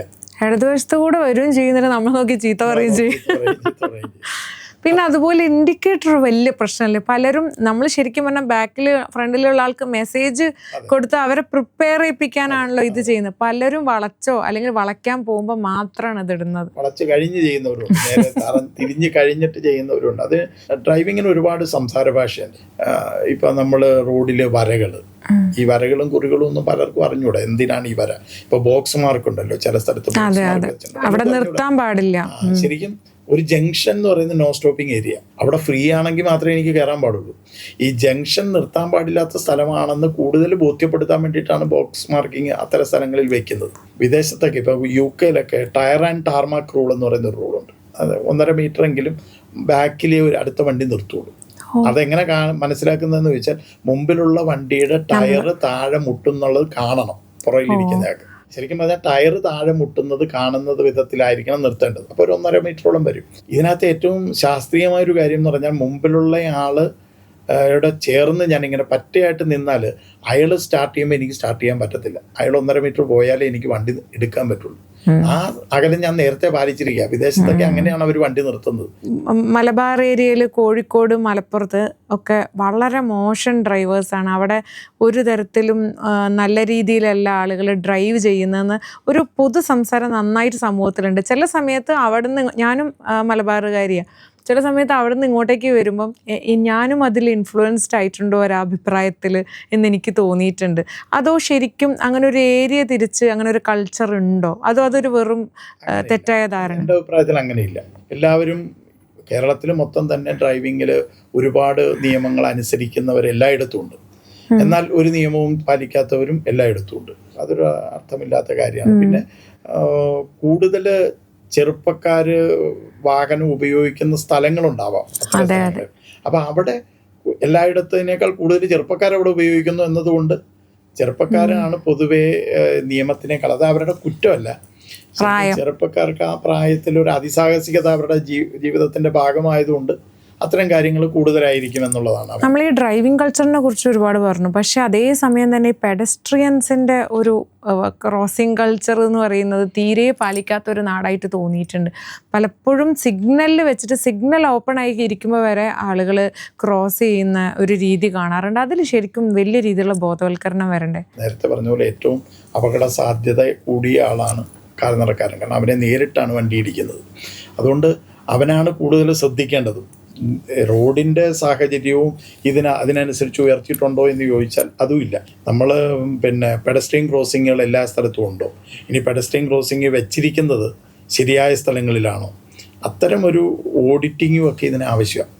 പക്ഷെ ആ സീബ്ര ക്രോസിങ് കൾച്ചറിലും പ്രശ്നമില്ല. അതായത് പൊടുന്നനെ അങ്ങോട്ട് നടന്നു പോവുക, അത് നിർത്തിക്കൊള്ളണം കാറുകൾ അല്ല വണ്ടികൾ എന്നുള്ള രീതിയിൽ. പക്ഷെ കാൽനടക്കാരനൊരു അവകാശമുണ്ട് കേട്ടോ. സീബ്ര ക്രോസിങ് കയറിയാൽ പിന്നെ വണ്ടി നിർത്തി കൊടുക്കണം എന്നുള്ളൊരു അവകാശം കാൽനടക്കാരനുണ്ട്. കാൽനടക്കാരനാണ് ഏറ്റവും കൂടുതൽ റോഡിൽ അവകാശമുള്ളയാൾ. മറ്റേ പെഡസ്ട്രിയൻ ക്രോസിങ് ലൈറ്റ് ഉള്ളതുണ്ടല്ലോ, ചുവപ്പും പച്ചയൊക്കെ, കാൽനടക്കാരൻ്റെ പടത്തോടു കൂടി ലൈറ്റ്.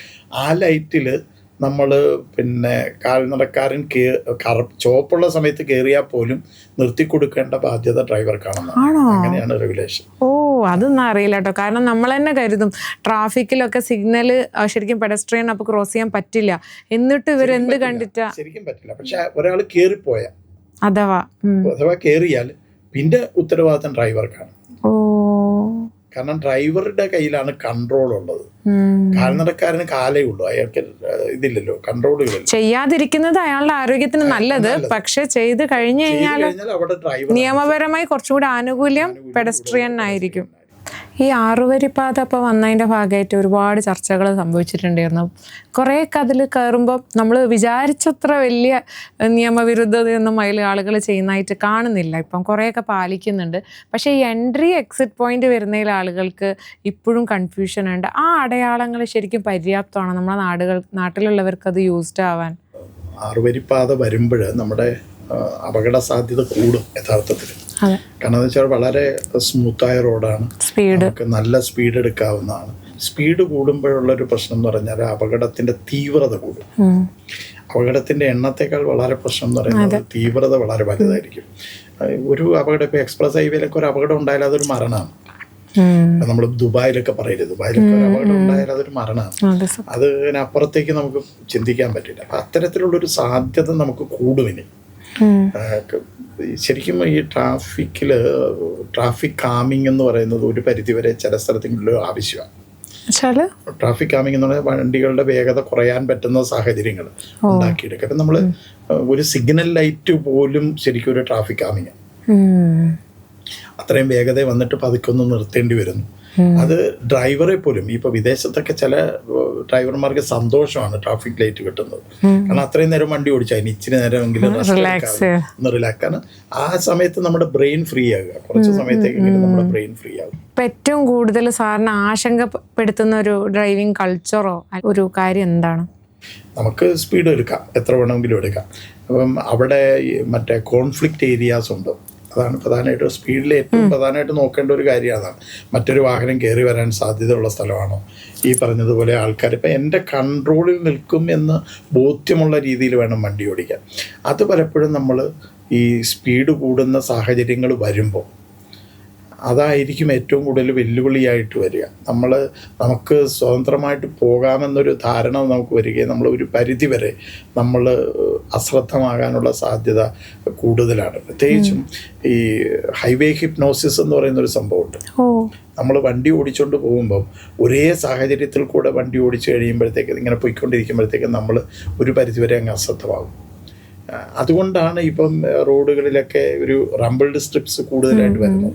കാരണം പെട്ടെന്നൊന്ന് ഉണർത്താൻ വേണ്ടിയിട്ടാണ്, അത്തരം ഇതിൽ നിന്ന് മാറാൻ വേണ്ടിയിട്ടാണ് അത്തരം റംബിൾഡ് സ്ട്രിപ്സ് ഒക്കെ വെച്ചിരിക്കുന്നത്. അപ്പം അത്തരം സാഹചര്യങ്ങൾ നമുക്ക് സാധ്യത, നമുക്ക് ഏറ്റവും അപകട സാധ്യത നമ്മുടെ വീട്ടിലേക്ക് ഒന്ന് പോകുന്ന വഴിയിലാണെന്ന് പറയപ്പെടും. കാരണം എന്ന് വെച്ചാൽ അതെനിക്ക് നല്ലപോലെ അറിയാവുന്നുണ്ട്, ഞാൻ ശ്രദ്ധിക്കുന്നില്ല. ഈ പല കാര്യങ്ങളും പിഴ ഈടാക്കുമ്പോഴേ പലപ്പോഴും ബസ്സുകൾക്ക് ഭയങ്കര എക്സെപ്ഷൻ തോന്നും. അല്ലാണ്ട് അവരെങ്ങനെയാണ് ഇത്രയും സ്പീഡിൽ ഇപ്പോഴും പോയിക്കൊണ്ടിരിക്കുന്നത്? എന്തൊരു മോശം ഡ്രൈവിംഗ് ആണ് ബസ്സുകൾ. ശരിക്കും ബസ്സുകളുടെ സ്പീഡ് കൂടുതലല്ല, നേരത്തെ പറഞ്ഞതുപോലെ സ്പീഡ് അൺഅഡാപ്റ്റീവാണ്. Rash driving. അവര് കിട്ടുന്ന സമയത്തൊക്കെ കുത്തിക്കയറ്റി അവരെ ഭരിക്കുന്ന ഒരു പ്രധാന കാര്യം എന്ന് പറയുന്നത് ഇപ്പം ഈ നമുക്ക് ഡ്രൈവിങ്ങിൽ ഡെസ്റ്റിനേഷൻ മോട്ടിവേറ്റഡാണ് ഡ്രൈവിങ് എപ്പോഴും. നമുക്ക് എവിടെ പോകണം അത് മാത്രമേ നമ്മുടെ തലച്ചോറിൽ കാണുള്ളൂ. ബസ്സുകാരൻ ആലുവയിൽ നിന്ന് ബസ് എടുത്താൽ അവൻ ഫോർട്ട് കൊച്ചി ആണെങ്കിൽ ഫോർട്ട് കൊച്ചി ആയിരിക്കും അവൻ്റെ മനസ്സിൽ. ഇവൻ അത് കൂടാതെ ഓരോ ബസ് സ്റ്റോപ്പിലും ഇന്ന സമയം കടക്കണം, ഇതെല്ലാം ഇവനെ പ്രഷറൈസ് ചെയ്തുകൊണ്ടിരിക്കുക. അപ്പം അത് ആ ഒരു അതിന്റെ ഇടവേള കുറവുള്ളത് ഒരു വലിയ വിഷയമല്ലേ? വലിയ വിഷയം. അത് ശരിക്കും പറഞ്ഞാൽ അതൊരു റൂട്ട് പുനഃക്രമീകരണം, നിയമത്തിൽ തന്നെ മാറ്റം, അതൊരു പ്രധാനപ്പെട്ട കാര്യമാണ്. ട്രാൻസ്പോർട്ടേഷനിൽ ഏറ്റവും പ്രധാനമാണ്. പിന്നെ ട്രിപ്പുകൾ കൂടുതലുള്ളതും വിഷയമല്ലേ? അതിലൊരു പരിധി വെക്കണ്ടേ? അതുകൊണ്ടും കൂടിയല്ല അടുത്ത ട്രിപ്പിനും കൂടി പോകണം എന്നുള്ളൊരു അടുത്ത ട്രിപ്പ്. കാരണം അടുത്ത ട്രിപ്പുമായിട്ട് അവന് സമയവ്യത്യാസമില്ല. അതെ, അത് ബസ് മാത്രമല്ല കേട്ടോ.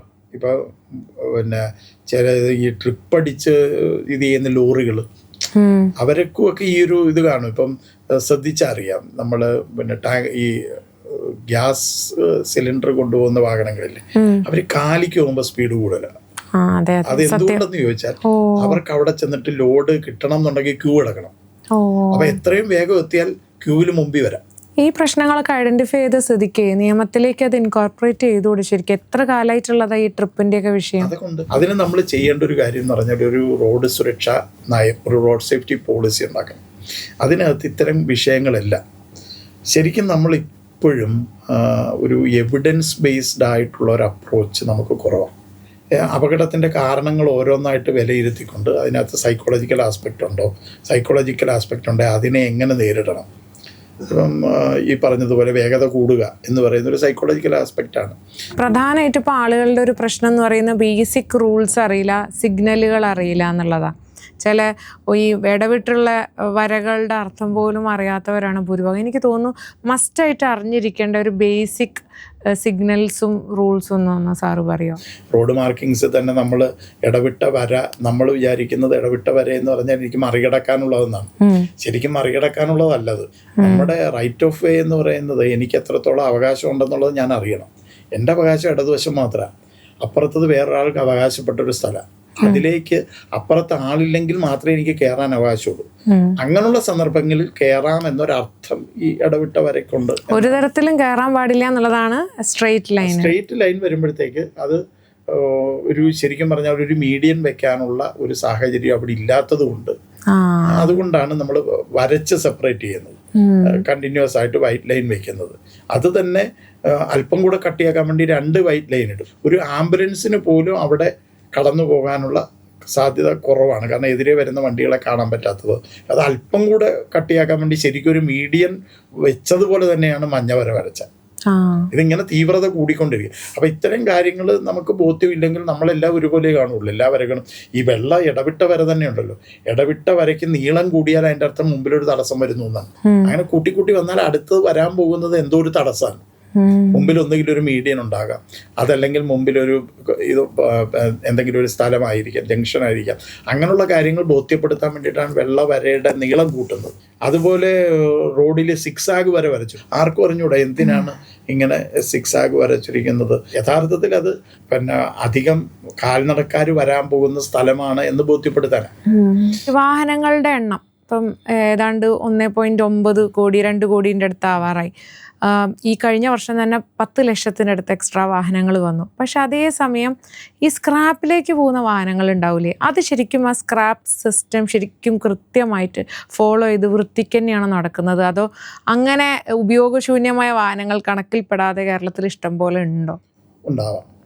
നമ്മൾ സ്ക്രാപ്പിംഗ് സിസ്റ്റം നമുക്കിവിടെ വരുന്നുണ്ട്. നമ്മളെ ഇപ്പം സെൻട്രൽ ഗവൺമെൻറ് കൃത്യമായിട്ടൊരു സ്ക്രാപ്പിംഗ് പോളിസി ഉണ്ടാക്കിയിട്ടുണ്ട്. അതനുസരിച്ച് 15 വർഷം കഴിഞ്ഞ വണ്ടികൾ പൂർണ്ണമായിട്ടും നശിപ്പിച്ച് കളയാനുള്ള ഒരു സംവിധാനത്തിലേക്ക് നമ്മൾ മാറിക്കൊണ്ടിരിക്കുന്നു. പക്ഷേ സ്ക്രാപ്പിംഗ് സ്റ്റേഷൻസ് നമുക്ക് ആയിക്കൊണ്ടിരിക്കുന്നതേ ഉള്ളൂ.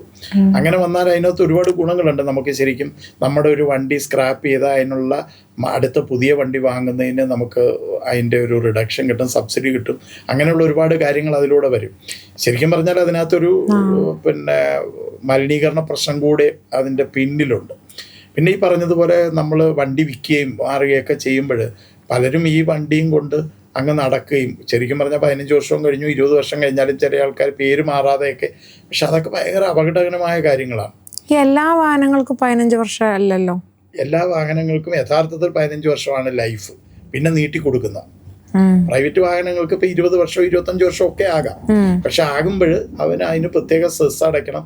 അവൻ ഈ പൊല്യൂഷൻ ടെസ്റ്റ് നടത്തി ഇവൻ ഒരു എമിഷൻസ് കുറവാണെന്ന് തെളിയിക്കപ്പെടണം.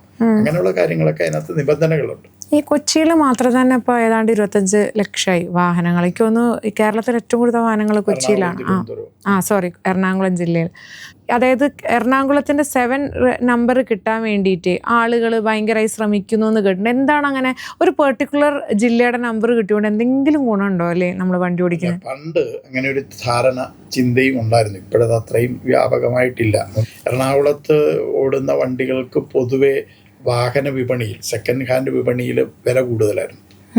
അതായിരിക്കാം ഒരു കാരണം. അങ്ങനെ ഒരു ധാരണയുടെ പുറത്ത് അങ്ങനെയല്ല. പിന്നെ വാഹന വിപണിയിൽ ഈ ഡോക്ടർമാർ ഉപയോഗിച്ച വണ്ടിക്കും വില കൂടുതലുണ്ട്. അത് ഇപ്പോഴും ഉണ്ടോ? അവർ വളരെ സൂക്ഷിച്ച് വണ്ടി ഓടിക്കുന്നവരാണ്, അങ്ങനെ കൃത്യമായിട്ട് ഉപയോഗിക്കുന്നവരാണ് എന്നൊക്കെ ഉള്ളൊരു ധാരണയോ തെറ്റിദ്ധാരണയോ അത്തരം കാര്യങ്ങളൊക്കെ ഇപ്പം മാറി. സ്വിഗ്ഗിക്ക് വേണ്ടി പരക്കം പയ്യന്മാരുണ്ടല്ലോ ബൈക്ക് ഓടിച്ചിട്ട്, അവരുടെ എന്തെങ്കിലും അപകട നിരക്കിൽ ആയിട്ട് ബന്ധപ്പെട്ട് എന്തെങ്കിലും കണക്കുണ്ടോ? അവർ നല്ല സ്പീഡിൽ പോകുന്ന കാണുന്നുണ്ട്, പക്ഷെ ആ രീതിയിൽ മോണിറ്റർ ചെയ്തിട്ടുണ്ട്. അവർ നേരിട്ടുണ്ടാക്കിയില്ലെങ്കിൽ പോലും അപകടങ്ങൾ ഉണ്ടാകുന്നതിന് ഒരു കാരണമെങ്കിലും ആകുന്നുണ്ട് കുറേയധികം.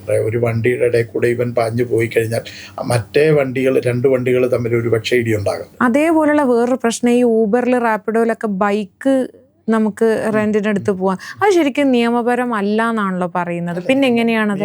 പക്ഷേ മറ്റേ ഊബർ ഡ്രൈവർമാർക്കെതിരെ കംപ്ലൈന്റ് കൊടുക്കുന്ന പോലെ നമുക്ക് ബൈക്കിലാണെങ്കിൽ അതിനുള്ളൊരു പ്രൊവിഷൻ ഇല്ല.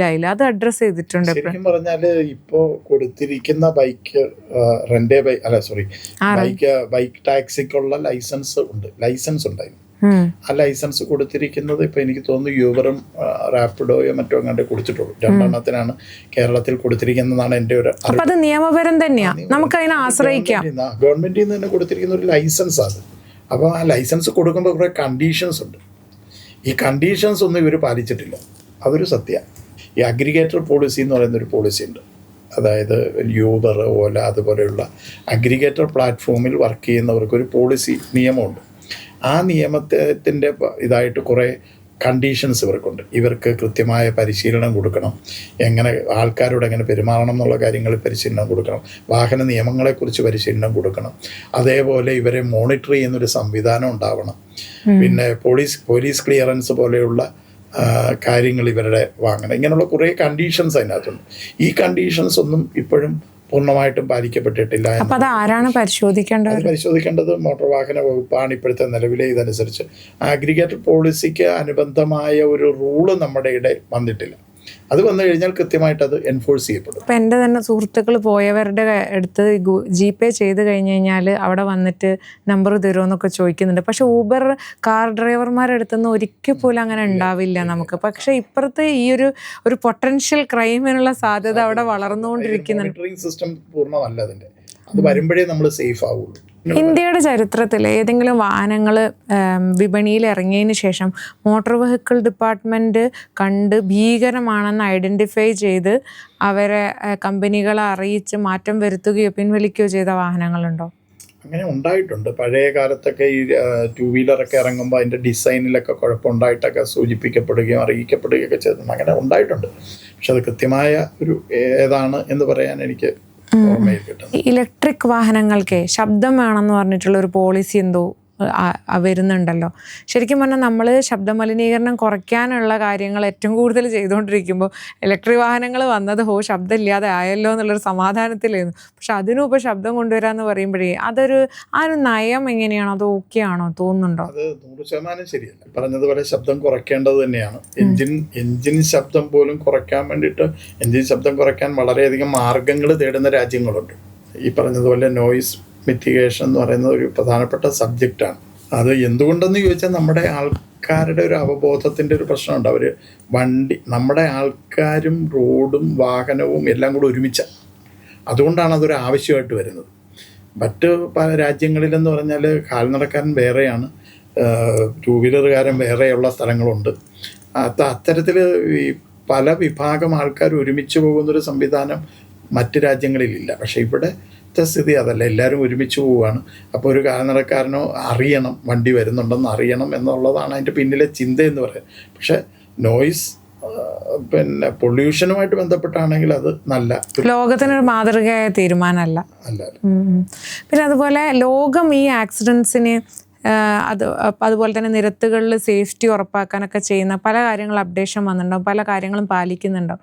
നമ്മളതെങ്ങനെയാണ് ഫോളോ ചെയ്യേണ്ടത്? അത് എത്രത്തോളം മുന്നോട്ട് പോയിട്ടുണ്ട്? മനുഷ്യൻ എറർ ഉണ്ടാക്കും, അത് സിസ്റ്റം മാറ്റണം എന്നുള്ളതാണ് ഇപ്പോഴത്തെ പുതിയ ചിന്തയെന്ന് പറയുന്നത്. അതിന് സേഫ് സിസ്റ്റം അപ്രോച്ച് എന്ന് പറയുന്ന ഒരു അപ്രോച്ചാണ് വേൾഡ് ഹെൽത്ത് ഓർഗനൈസേഷൻ ലോകത്തിന് വെച്ചിരിക്കുന്നത്. ഒരു ഡെക്കേഡ് ഓഫ് ആക്ഷൻ പ്ലാൻ ഉണ്ട്. ഇപ്പോൾ 2021 തൊട്ട് 2030 വരെ ഒരു decade of action plan WHO തന്നെ പറഞ്ഞിട്ടുണ്ട്. ഈ സേഫ് സിസ്റ്റം അപ്രോച്ചിൽ ഓരോ ലെയറുകളുണ്ട്. അതിലൊരു ലെയർ എന്ന് പറയുന്നത് സേഫ് റോഡാണ്. റോഡ് ഫോർഗീവിങ് റോഡ്സ് ആയിരിക്കണം, അതായത് പിന്നെ മാപ്പ് തരുന്ന റോഡായിരിക്കണം. നമ്മൾ തെറ്റ് ചെയ്താലും മാപ്പ് തരുന്ന റോഡായിരിക്കണം. അങ്ങനെ റോഡ് ഡിസൈൻ ചെയ്യണം. പിന്നെ ഒരു ഭാഗം എന്ന് പറയുന്നത് സേഫ് വെഹിക്കിളാണ്.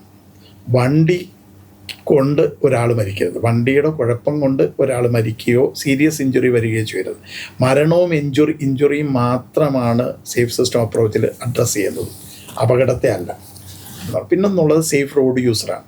സേഫ് റോഡ് യൂസർ എന്ന് പറഞ്ഞാൽ റോഡ് യൂസർ അറിഞ്ഞിരിക്കണം ഈ റോഡിലുണ്ടാകുന്ന മാറ്റങ്ങൾ, വാഹനത്തിൽ വരുന്ന മാറ്റങ്ങൾ, വാഹനത്തിൻ്റെ വേഗതയിൽ വരുന്ന മാറ്റങ്ങൾ, ഇത്തരം കാര്യങ്ങളൊക്കെ അവരറിഞ്ഞിരിക്കണം. എന്നിട്ട് അതിനനുസരിച്ചുള്ള അവരെ മാറ്റാനായിട്ടുള്ള പല മെത്തേഡുകൾ, പറഞ്ഞ പോലെ എൻഫോഴ്സ്മെൻറ്റോ അല്ലെങ്കിൽ ഏതെങ്കിലുമൊക്കെ മെത്തേഡ് കൊണ്ട് റോഡ് യൂസറെ സേഫ് ആക്കുക എന്നുള്ളതാണ് വേറൊരു തലം എന്ന് പറയുന്നത്. മറ്റൊരു തലം എന്ന് പറഞ്ഞാൽ multi transport integration, multi model integration എന്ന് പറയുന്നതും ലാൻഡ് യൂസ് പ്ലാനിങ്. ഒരു സ്ഥലത്ത് റോഡ് പണിയുന്നതിന് മുമ്പ് തന്നെ ആ ലാൻഡ് എങ്ങനെയാണ് ഉപയോഗിക്കേണ്ടതെന്ന് അറിഞ്ഞിരിക്കണം, അതിന് ചുറ്റുമുള്ള ആൾക്കാരാരാന്ന് അറിഞ്ഞിരിക്കണം. അത്തരത്തിൽ ലാൻഡ് യൂസ് പ്ലാനിങ് ഉൾപ്പെടെയുള്ള കാര്യങ്ങൾ അതിനകത്ത്. പിന്നെ ഏറ്റവും പ്രധാനപ്പെട്ടത് പോസ്റ്റ് ക്രാഷ് റെസ്പോൺസ് എന്ന് പറയുന്നതാണ്. പിന്നെ അപകടത്തിന് ശേഷമുള്ള റെസ്പോൺസ് ശാസ്ത്രീയമായിട്ട് കൂടുതൽ പരിക്കുകളില്ലാതെ എങ്ങനെ ചെയ്യാം. അതേപോലെ ട്രോമാ സെൻറ്ററുകൾ ഒരുപാട് കൂടുതലാക്കുക, അവർ തമ്മിലൊരു ഇൻ്റഗ്രേഷൻ വരിക. ഇപ്പോൾ ഒരു ആംബുലൻസ് വിളിച്ചാൽ ഉടനെ കിട്ടണം എന്നുള്ളത് പ്രധാനപ്പെട്ട ഒരു കാര്യമാണ്. ആംബുലൻസിനെ ഇതിനുമായിട്ട് ഇൻ്റഗ്രേറ്റ് ചെയ്യുക. അങ്ങനെയുള്ള കുറേ കാര്യങ്ങൾ നമ്മൾ കൊണ്ടുപോകുന്നതിനേക്കാളും നല്ലത് ആംബുലൻസിൽ കൊണ്ടുപോകുന്നതാണ്. പിന്നെ സേഫ് സ്പീഡ് എന്ന് പറയുന്നതാണ് വേറൊരു ഏറ്റവും ടോപ്പായിട്ട് ഇപ്പോഴും അഡ്രസ്സ് ചെയ്യുന്നത് സേഫ് സ്പീഡാണ്. സ്പീഡ് എന്ന് പറയുന്നത് നേരത്തെ പറഞ്ഞ പോലെ അഡാപ്റ്റീവ് സ്പീഡാകും. ഇത്രയും തലത്തിലേക്ക് അഡ്രസ്സ് ചെയ്തുകൊണ്ടാണ് സേഫ് സിസ്റ്റം അപ്രോച്ച് എന്ന് പറയുന്നൊരു അപ്രോച്ച്. അത് വിഷൻ സീറോ എന്ന് പറയുന്നൊരു നമുക്ക് സ്വീഡനിൽ ചെയ്ത ഒരു പ്രോഗ്രാമുണ്ട്, ഒരു പ്രോജക്റ്റുണ്ട്. ഈ വിഷൻ സീറോ കൊണ്ട് അവർ ചെയ്തതെന്ന് പറഞ്ഞാൽ ആക്സിഡൻറ്റ് ഫെറ്റാലിറ്റി സീറോ ആക്കി. അവർക്കത് സാധിച്ചത് പല മെത്തേഡുകളിലൂടെ. ആ മെത്തേഡുകളെല്ലാം കൂടെ ചേർത്തിട്ടാണ് ഇപ്പോൾ സേഫ് സിസ്റ്റം അപ്രോച്ച് ലോകത്തിൻ്റെ മുമ്പിലേക്ക് വെച്ചിരിക്കുന്നത്. ഈ അപകടങ്ങളിൽ നമ്മുടെ നാട്ടിൽ റോഡ് റേജ് എന്തെങ്കിലും ഒരു പ്രധാനപ്പെട്ട കാരണം അത് കൂടുകയാണ്. നമ്മുടെ അസഹിഷ്ണുത എന്ന് പറയുന്നത് നമുക്ക് കൂടിക്കൊണ്ടിരിക്കുക. പണ്ട് നമുക്ക് ഒരു സ്ഥലത്തേക്ക് എത്താൻ എത്ര സമയം വേണേലും എടുക്കാമായിരുന്നു, ഇപ്പം അങ്ങനെ എടുക്കാൻ പറ്റില്ല. നമ്മൾ കൂടുതൽ കാര്യങ്ങൾ ചെയ്യുന്നവരും കൂടുതൽ സമയം കാര്യങ്ങൾ ചെയ്യാൻ വേണ്ടി ഉപയോഗിക്കുന്നവരുമാണ്. നമുക്ക് ഈ റെസ്റ്റ് ടൈം എന്ന് പറയുന്നത് ഇപ്പോൾ കുറവാണ്.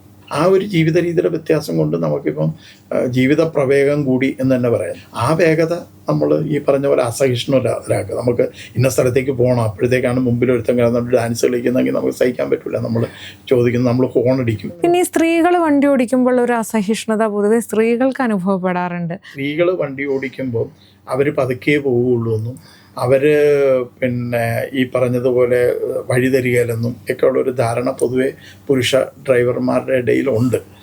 പക്ഷേ ഏറ്റവും പ്രത്യേകതയുള്ളൊരു കാര്യം, ഏറ്റവും സേഫായിട്ട് വണ്ടി ഓടിക്കുന്നവർ സ്ത്രീകളാണ്. കാരണം അപകടത്തിൻ്റെ കണക്കെടുത്താൽ ഡ്രൈവർമാർ കൂടുതൽ പുരുഷന്മാരാണ് എന്നുള്ള ഒരു ഘടകമുണ്ട്. എങ്കിൽ പോലും പ്രോബബിലിറ്റി കുറവ് സ്ത്രീകൾക്കാണ്. സ്ത്രീകൾ അല്പം കൂടെ നിയമത്തിൻ്റെയും ഇത്തരം ബഹുമാനം കൂടുതലാണ്. നിയമവും അതുപോലെ സാഹചര്യങ്ങളോടുള്ള ബഹുമാനവും അല്പം കൂടെ കൂടുതലാണ്. പിന്നെ സ്ത്രീകൾക്ക് അല്പം കൂടെയൊക്കെ ശരിക്കും വിസിബിലിറ്റി പോലും ഇച്ചിരി വ്യത്യാസം ഉണ്ടെന്നാണ്. കുറച്ച് കൂടുതൽ കാണാൻ പറ്റുന്നു സ്ത്രീകൾക്ക്. മൾട്ടി ടാസ്കിങ് കപ്പാസിറ്റി ഇച്ചിരൂടെ കൂടുതലാണ് സ്ത്രീകൾക്ക്. ഇങ്ങനെയുള്ള കുറേ അനുകൂല ഘടകങ്ങൾ സ്ത്രീകൾക്കുണ്ട്.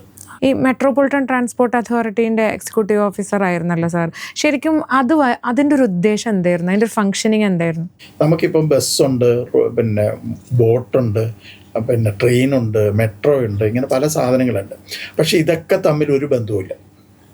അപ്പോൾ എല്ലാ യാത്രാ സംവിധാനങ്ങളും യാത്രാ മാർഗങ്ങളും പരസ്പരം സംസാരിക്കുകയും പരസ്പരം ഒരു ബന്ധമുണ്ടാവുകയും ചെയ്യുന്നുള്ളതാണ് മെട്രോപൊളിറ്റൻ ട്രാൻസ്പോർട്ട് അതോറിറ്റിയുടെ ഒരാശയം. ആ ആശയം യഥാർത്ഥത്തിൽ 100-105 വർഷങ്ങൾക്ക് മുമ്പ് ലണ്ടനിൽ തുടങ്ങിയതാണ്. യഥാർത്ഥത്തിൽ ആദ്യത്തെ ട്രാൻസ്പോർട്ട് അതോറിറ്റി അവിടെയാണ്. നമ്മുടെ കേരളത്തിലെ കാര്യം എടുത്താൽ PWD ഉണ്ട്, മോട്ടോർ വെഹിക്കിൾസ് ഉണ്ട്, പോലീസുണ്ട്, ട്രാഫിക് പോലീസ് പ്രത്യേകമുണ്ട്, പിന്നെ വാട്ടർ അതോറിറ്റി ഉണ്ട്, KSEB ഉണ്ട്. ഇതെല്ലാം മൊബിലിറ്റിയുമായിട്ട് ബന്ധപ്പെട്ട കാര്യങ്ങളാണ്. ഇവരൊക്കെ പരസ്പരം സംസാരിക്കാനും പരസ്പരം പറയാനും പറ്റുന്ന ഒരിടമായിട്ടാണ് നമ്മൾ ഇന്ന് ഒരു റോഡ് ഉണ്ടാക്കുന്നു, നാളെ അതുകൊണ്ടൊന്ന് കുഴിക്കുന്നു. നമ്മൾ ചെയ്യുന്നൊരു കാര്യം എന്താ കാര്യം, ഇവിടെ കുഴിക്കേണ്ടതാണ് എന്ന ഒരു കാര്യം റോഡ് പണിയുന്നവൻ അറിയുന്നില്ല. കുഴി കുഴിക്കുന്നതിന് മുമ്പേ ഇങ്ങനെ എനിക്ക് അവിടെ ഇന്ന സ്ഥലത്തേക്ക് ഒരു പൈപ്പ് പോകാനുണ്ട് എന്നുള്ളത് അതോറിറ്റിയിൽ അറിയിക്കുമ്പോൾ അതോറിറ്റി, അവിടെ റോഡ് അതോറിറ്റിയും ഇവരും എല്ലാവരും കൂടി ഒരുമിച്ചിട്ടായിരിക്കും അവർ സംസാരിക്കുക. അപ്പോൾ ആ സമയത്ത് അവർക്ക് അറിയാൻ പറ്റുന്നു നാളെ ഇവിടെ ഒരു കുഴി കുഴിക്കാനുണ്ട്. അതുകൊണ്ട് അവിടുത്തെ റോഡ് വർക്ക് ചെയ്യുമ്പോൾ തന്നെ ഇങ്ങനെ ഒരു കുഴി കുഴിക്കാനുണ്ടോ, ഇങ്ങനെ ഒരു യൂട്ടിലിറ്റി പിന്നെ ഡക്റ്റ് ആവശ്യമുണ്ടോ, അങ്ങനെ ഉണ്ടെങ്കിൽ അത് നേരത്തെ തന്നെ അവരോട് അറിയിക്കുകയും അങ്ങനെ പല കാര്യങ്ങളിലും അത്തരം ഇടപെടലുകളുണ്ടാകാം. പിന്നെ വാഹനത്തിൻ്റെ കാര്യത്തിൽ വരികയാണെങ്കിൽ ഇപ്പം മെട്രോയിൽ എനിക്ക് പോകണം, മെട്രോയുടെ ടൈം എനിക്ക് കറക്റ്റായിട്ട് അറിയാം, 7 മിനിറ്റ് അകലത്തിന് മെട്രോ കിട്ടും. പക്ഷെ മെട്രോയിൽ വന്ന് ഒരിടത്ത് ഇറങ്ങിക്കഴിഞ്ഞാൽ എനിക്ക് അടുത്ത സ്ഥലത്തേക്ക് പോകാൻ എന്താണ്, ഇപ്പം ഞാൻ എന്തുകൊണ്ട് 2 വീലർ എടുക്കുന്നു എന്ന് ചോദിച്ചാൽ, ഞാൻ 2 വീലർ എടുത്തിട്ട് എൻ്റെ വീട്ടിൽ നിന്ന് പിന്നെ മെട്രോ സ്റ്റേഷനിലേക്ക് നല്ലൊരു അകലം ഉണ്ടായിരിക്കും. അപ്പം ഞാൻ 2 വീലർ എടുത്ത് അവിടെ പോകും. അവിടെ പോയിട്ട് മെട്രോയിൽ കയറി കഴിഞ്ഞിട്ട് അടുത്ത സ്ഥലത്ത് ഞാൻ ഇറങ്ങിയിട്ട് വേറൊരു സ്ഥലത്തേക്ക് പോകേണ്ടി വരും. അങ്ങനെ പോകേണ്ടി വന്നാൽ ഞാൻ ആലോചിക്കും എന്നാൽ പിന്നെ തന്നെ അങ്ങനെ അങ്ങ് പോയേക്കാം എന്ന് വിചാരിക്കും. ആ ഒരു കാര്യത്തെ അഡ്രസ്സ് ചെയ്യണം. ഫസ്റ്റ് മൈൽ കണക്ടിവിറ്റി എന്ന് പറയും. അപ്പോൾ ഈ last mile first mile connectivity ഉണ്ടാക്കാൻ ഈ അതോറിറ്റിക്ക് കഴിയും. അവർക്ക് റൂട്ട് ഡിസൈൻ ചെയ്യാൻ പറ്റും. ഡിമാൻഡ്, പബ്ലിക്കിൻ്റെ ഡിമാൻഡ് എടുക്കുക. ഇപ്പം വെളുപ്പിനെ 5 മണിക്ക് ഒരുപാട് പേര് റെയിൽവേ സ്റ്റേഷനിലേക്ക് പോകാനുണ്ടാവും. അവർക്കൊരു സംവിധാനം ഇപ്പം നിലവിലില്ല. ബസ് സംവിധാനങ്ങൾ പലതും പല സ്ഥലത്തും ഇല്ല. പക്ഷെ അപ്പോൾ എങ്ങനെയാണ്, എവിടെയാണ് ഡിമാൻഡ് കൂടുതലുള്ളത്, അതിനനുസരിച്ച് സപ്ലൈ ചെയ്യുക. ഇത്തരം കാര്യങ്ങളൊക്കെ ഒരുപാട് കാര്യങ്ങളെ അഡ്രസ്സ് ചെയ്യാൻ ഈ മെട്രോപൊളിറ്റൻ ട്രാൻസ്പോർട്ട് അതോറിറ്റിക്ക് അതിപ്പോൾ നല്ല രീതിയിൽ ഫംഗ്ഷനിങ് ആയോ? ഇല്ല. അത് ശരിക്കും പറഞ്ഞാൽ അത് ഇന്ത്യയിൽ ആദ്യമായിട്ട് മെട്രോപൊളിറ്റൻ ട്രാൻസ്പോർട്ട് അതോറിറ്റി ആക്റ്റും റൂളും ഉണ്ടാക്കിയത് കേരളത്തിലാണ്. നമ്മളത് എസ്റ്റാബ്ലിഷ് ചെയ്യുകയും ചെയ്തു. ആദ്യത്തെ KMTA എന്ന് പറയുന്ന ആദ്യത്തെ KMTA നമ്മൾ സ്ഥാപിച്ചു. പക്ഷെ അത് കഴിഞ്ഞ് ഒട്ടും അത് മുമ്പോട്ട് പോയില്ല. അതിനകത്തൊരു പ്രശ്നം എന്ന് പറയുന്നത്, ഇപ്പം ഞാൻ PWD ഉദ്യോഗസ്ഥനാണെങ്കിൽ എൻ്റെ അധികാരം പോകുമോ എന്നൊരു പേടി എനിക്കുണ്ടാകും. മോട്ടോർ വാഹന വകുപ്പ് ഉദ്യോഗസ്ഥൻ പറയും എൻ്റെ പെർമിറ്റ് കൊടുക്കാനുള്ള അവസരം ഇവർ നഷ്ടപ്പെടുത്തി കളയുമോ എന്ന് പറയുന്നൊരു, ഈ അവനവൻ്റെ അധികാരത്തിലേക്ക് കടന്നു കയറുമോ എന്നുള്ളൊരു ഭയമുണ്ടാകും. പക്ഷെ അങ്ങനെ അല്ല. ഇത് യഥാർത്ഥത്തിൽ മെട്രോപൊളിറ്റൻ ട്രാൻസ്പോർട്ട് അതോറിറ്റി ആക്ട് തന്നെ വെച്ചിരിക്കുന്നത് ഒരു പരമാവധി റെക്കമെൻഡിങ് രീതിയിലാണ്. അപ്പം ഇപ്പോൾ ഒരു ബസ് വേണമെന്നുണ്ടെങ്കിൽ ആ ബസ്സിൻ്റെ ഒരു അപേക്ഷ കിട്ടിയാൽ, പെർമിറ്റ് അപേക്ഷ കിട്ടിയാൽ ഈ RTO ആ സാധനം മെട്രോപൊളിറ്റൻ ട്രാൻസ്പോർട്ട് അതോറിറ്റി അറിയിക്കും. മെട്രോപൊളിറ്റൻ ട്രാൻസ്പോർട്ട് അതോറിറ്റി മറ്റുള്ളവരുമായിട്ട് ചോദിക്കും ഇത് ശരിക്കും വേണ്ടതാണോ. അങ്ങനെയാണ് നിലവിൽ ഇപ്പോൾ കൊച്ചിയിലേ തുടങ്ങിയിട്ടുള്ളൂ. കൊച്ചിയും കോഴിക്കോടും തിരുവനന്തപുരവും ആക്റ്റിൽ പറയുന്നത് അന്ന് മുതലേ അത് എസ്റ്റാബ്ലിഷ്ഡ് ആണെന്നാണ്. പക്ഷെ എങ്ങും തുടങ്ങിയില്ല, കൊച്ചിയിൽ മാത്രമേ തുടങ്ങിയുള്ളൂ. നമ്മുടെ ഈ ആക്റ്റും റൂളും വെച്ചിട്ട് തമിഴ്നാട്ടിൽ ഗംഭീരമായിട്ട് പ്രവർത്തിക്കുന്ന മെട്രോപൊളിറ്റൻ ട്രാൻസ്പോർട്ട് അതോറിറ്റി ആയി. പല കാര്യങ്ങളും ഇപ്പോൾ ട്രാൻസ്ജെൻഡർ പോളിസിയിലും ഒക്കെ നമ്മൾ ആദ്യം തുടക്കിടും, പക്ഷെ തമിഴ്നാടും കർണാടകമാണ് പിന്നെ അത് ഇംപ്ലിമെന്റ് ചെയ്യുന്നത്. എന്നെ ഒക്കെ ഒരുപാട് തവണ അവർ കോണ്ടാക്ട് ചെയ്തിട്ടുണ്ട് ഈ സമയത്തൊക്കെ. മെട്രോപൊളിറ്റൻ ട്രാൻസ്പോർട്ട് അതോറിറ്റി അവിടെ വന്നപ്പോൾ അവരെന്നെ ക്ഷണിക്കുകയും ചെയ്തിരുന്നു അവിടുത്തെ ഇതിലേക്ക്. പിന്നെ അതുപോലെ ഈ സ്പീഡ് റഡാർ ഉണ്ടല്ലോ, പോർട്ടബിൾ സ്പീഡ് റഡാർ, അത് കൊണ്ടുവന്നതിൽ കമ്മിറ്റിയിൽ ഉപദേശ കമ്മിറ്റിയിൽ സാറുണ്ടായിരുന്നു. കേരളത്തിലെ ആദ്യത്തെ സ്പീഡ് റഡാർ മറ്റേ ഹാൻഡ് ഹെൽഡ് സ്പീഡ് റഡാർ അത് മോട്ടോർ വെഹിക്കിൾസ് ഡിപ്പാർട്ട്മെന്റ് മേടിച്ചപ്പം, അത് മേടിക്കാൻ തീരുമാനിച്ചപ്പോൾ അതിനെ മേടിക്കാനായിട്ട് ഹൈദരാബാദിലേക്ക് വിട്ടത് തന്നെയാണ്. അന്ന് അവിടുത്തെ ട്രെയിനിങ് കഴിഞ്ഞത്. അതെന്ന് പറഞ്ഞാൽ അത്ര ഒരു വളരെ ടെക്നോളജിക്കൽ ഡെവലപ്മെൻ്റ് ഉള്ള ഒരു സമയമല്ല. അതൊരു ശരിക്കും പറഞ്ഞാൽ അതങ്ങോട്ട് ഫുൾ പ്രൂഫായിട്ടുള്ള ഒരു സാധനമല്ല, അങ്ങനെയുള്ളതാണ്. പക്ഷെ എങ്കിലും അന്ന് അങ്ങനെ ഒരു സാധനം കൊണ്ടുവന്നതോടുകൂടി സ്പീഡ് നിയന്ത്രിക്കാൻ പറ്റുമെന്നും സ്പീഡ് ആൾക്കാർക്ക് ബോധ്യപ്പെടുത്താൻ. അപ്പൊ ഞാൻ വണ്ടി ഓടിച്ച് എനിക്ക് ഇത്രയും സ്പീഡായിരുന്നു എന്ന് എന്നോട് പറഞ്ഞ ആരും സമ്മതിക്കില്ല. മാത്രമല്ല ചില പെർട്ടിക്കുലർ സ്ഥലത്ത് മാത്രം ഉണ്ടായിരുന്ന ഈ ക്യാമറകൾ എന്ന് പറയുന്നത് ഇത് എവിടെയും വരാം എന്നുള്ളൊരു പേടി ആളുകളുടെ ഉള്ളിലുണ്ട്. റഡാർ തന്നെ ഇപ്പോൾ ഒരുപാട് മാറി. ലിഡാർ എന്ന് പറയുന്ന പുതിയ സംവിധാനത്തിലേക്ക്, അതായത് നമുക്ക് ലേസർ ഉപയോഗിച്ച് തന്നെ കണ്ടുപിടിക്കാൻ പറ്റുന്ന ഒരുപാട് ദൂരത്തേക്ക് കിട്ടുന്നത്. അന്നത്തെ ഞാൻ കൊണ്ടുവന്ന റഡാർ എന്ന് പറഞ്ഞാൽ 1 കിലോമീറ്റർ മാക്സിമം ആണ്, അത് തന്നെ കിട്ടുകയില്ല. അത്രയും സ്ഥലത്തേക്ക് ഇത് കിട്ടുള്ളൂ. പിന്നെ മാത്രമല്ല വണ്ടികൾ തമ്മിൽ തിരിച്ചറിയാൻ പറ്റത്തില്ല. ഏത് വണ്ടിയുടെ സ്പീഡാണെന്ന് നമുക്ക് പറയാൻ പറ്റാത്തൊരു അവസ്ഥയൊക്കെ അന്നത്തെ പക്ഷെ അങ്ങനെയൊന്നുമല്ല. നമ്മുടെ MVD ടെക്നോളജിക്കലി എത്ര അഡ്വാൻസ്ഡ് ആണ്? ഇന്ത്യയിൽ തന്നെ ഏറ്റവും ഒരുവിധം ഭംഗിയായി ചെയ്യുന്ന പൊല്യൂഷൻ ടെസ്റ്റിംഗ് ആണ് കേരളത്തിലത്. പിന്നെ ഇൻ്റർസെപ്റ്റർ എന്ന് പറയുന്നൊരു വാഹനം നമ്മൾ പണ്ട് കാലത്ത് തൊട്ടേ വാങ്ങുന്നുണ്ട്. അതായത് എൻഫോഴ്സ്മെൻറ്റിന് എല്ലാ തരത്തിലും, അതായത് ബ്രീത്ത് അനലൈസർ ഉണ്ടാവും, ക്യാമറാസ് ഉണ്ടാവും, സ്പീഡ് റഡാർസ് ഉണ്ടാവും, ഇതെല്ലാം കൂടെ വെച്ചിട്ടുള്ളൊരു ഇൻ്റർസെപ്റ്റർ വാഹനം നമ്മുടെ കേരളത്തിൽ ഉണ്ടായിരുന്നു. അത് അത്തരം സംവിധാനങ്ങളുണ്ട്. പിന്നെ AI ക്യാമറ പോലെയുള്ള അസിസ്റ്റൻസ് ഉണ്ട്. പിന്നെ സുരക്ഷാ മിത്ര എന്ന് പറയുന്ന ഒരു സോഫ്റ്റ്വെയർ നമ്മൾ ഡെവലപ്പ് ചെയ്ത് സീഡാക്കുമായിട്ട് ചേർന്ന് ഡെവലപ്പ് ചെയ്ത് വന്നിരുന്നു. പക്ഷെ അതതിൻ്റെ പൂർണ്ണതയിൽ ഇപ്പോഴും എത്തിയിട്ടില്ല. അതിനകത്തൊരു ഇതെന്ന് പറഞ്ഞാൽ ഒരു വണ്ടിയുടെ സ്പീഡ് മാത്രമല്ല, വണ്ടി ചരിയുന്നത്, അത് എന്തെങ്കിലും തരത്തിലുള്ള റൂട്ട് വയലേഷൻ, അങ്ങനെ ഒരുപാട് കാര്യങ്ങൾ അഡ്രസ്സ് ചെയ്യുന്ന ഒരു സോഫ്റ്റ്വെയർ ആണത്. സീഡാക്കാണ് ഡെവലപ്പ് ചെയ്തത്. അന്ന് അതിൻ്റെ കമ്മിറ്റിയിലും ഞാനുണ്ട്. ഈ പിന്നെ ഇത് സുരക്ഷാ മിത്ര ഡിസൈൻ ചെയ്ത കമ്മിറ്റിയിലും ഞാനുണ്ടായിരുന്നു. ഈ അപകടം തടയാന്ന് പറയുന്നതും കൂടി മറ്റേ പൗരന്മാരുടെയും അതോടെ MVDൻ്റെയും ഒക്കെ ഒരു ലക്ഷ്യത്തിൽപ്പെടുന്നതാണല്ലോ. അതിൻ്റെ ഭാഗമായിട്ടാണല്ലോ ബോധവൽക്കരണം നടത്തുന്നത്. പക്ഷെ അതേസമയം MVDക്ക് കണ്ണുപെടുന്നതിനേക്കാളും കൂടുതൽ പല പ്രശ്നങ്ങളും ചിലപ്പം യാത്രക്കാർക്കും വണ്ടി ഓടിക്കുന്നവർക്കും കണ്ണുപെടാൻ പറ്റും. അവർ ചില കുഴികൾ ഭയങ്കര അപകട സാധ്യത ഉണ്ടാക്കുന്നതെന്ന് നമുക്ക് വണ്ടി ഓടിച്ച് പോകുമ്പോൾ തോന്നും. അത്തരത്തിൽ നമ്മളൊരു കാര്യം ശ്രദ്ധയിൽ പെട്ട് കഴിഞ്ഞ് കഴിഞ്ഞാൽ അത് അധികാരികളുടെ ശ്രദ്ധയിൽ നമുക്ക് വലിയ പണിയല്ലാതെ സിമ്പിളായിട്ട് ചെയ്യാൻ എന്തെങ്കിലും സംവിധാനങ്ങളുണ്ടോ? Next generation MVD app, motor vehicles app എന്ന് പറയുന്നൊരു ആപ്പുണ്ട്. ആ ആപ്പിലേക്ക് നമുക്ക് ഒരു സിറ്റിസണ് തന്നെ ഫോട്ടോ എടുത്ത് അപ്ലോഡ് ചെയ്യാനുള്ള സംവിധാനങ്ങളുണ്ട്. MVD എന്ന് പറയുന്ന ഒരു ഏരിയ എന്ന് പറയുമ്പോൾ അതിൽ വാഹനങ്ങൾ വരും, റോഡ് സുരക്ഷ വരും, നമ്മുടെ കൾച്ചർ വരും, മാനസികാരോഗ്യം വരും, ആരോഗ്യം വരും, അങ്ങനെ പലതും വരുന്നുണ്ട്. പക്ഷെ എങ്കിലും എനിക്ക് തോന്നുന്നു ഒരുവിധം ഏരിയകളൊക്കെ നമ്മൾ കവർ ചെയ്തിട്ടുണ്ട് തോന്നുന്നു. അപ്പം ഇത്രയും നേരം സംസാരിച്ചതിന് നന്ദി. ശരി.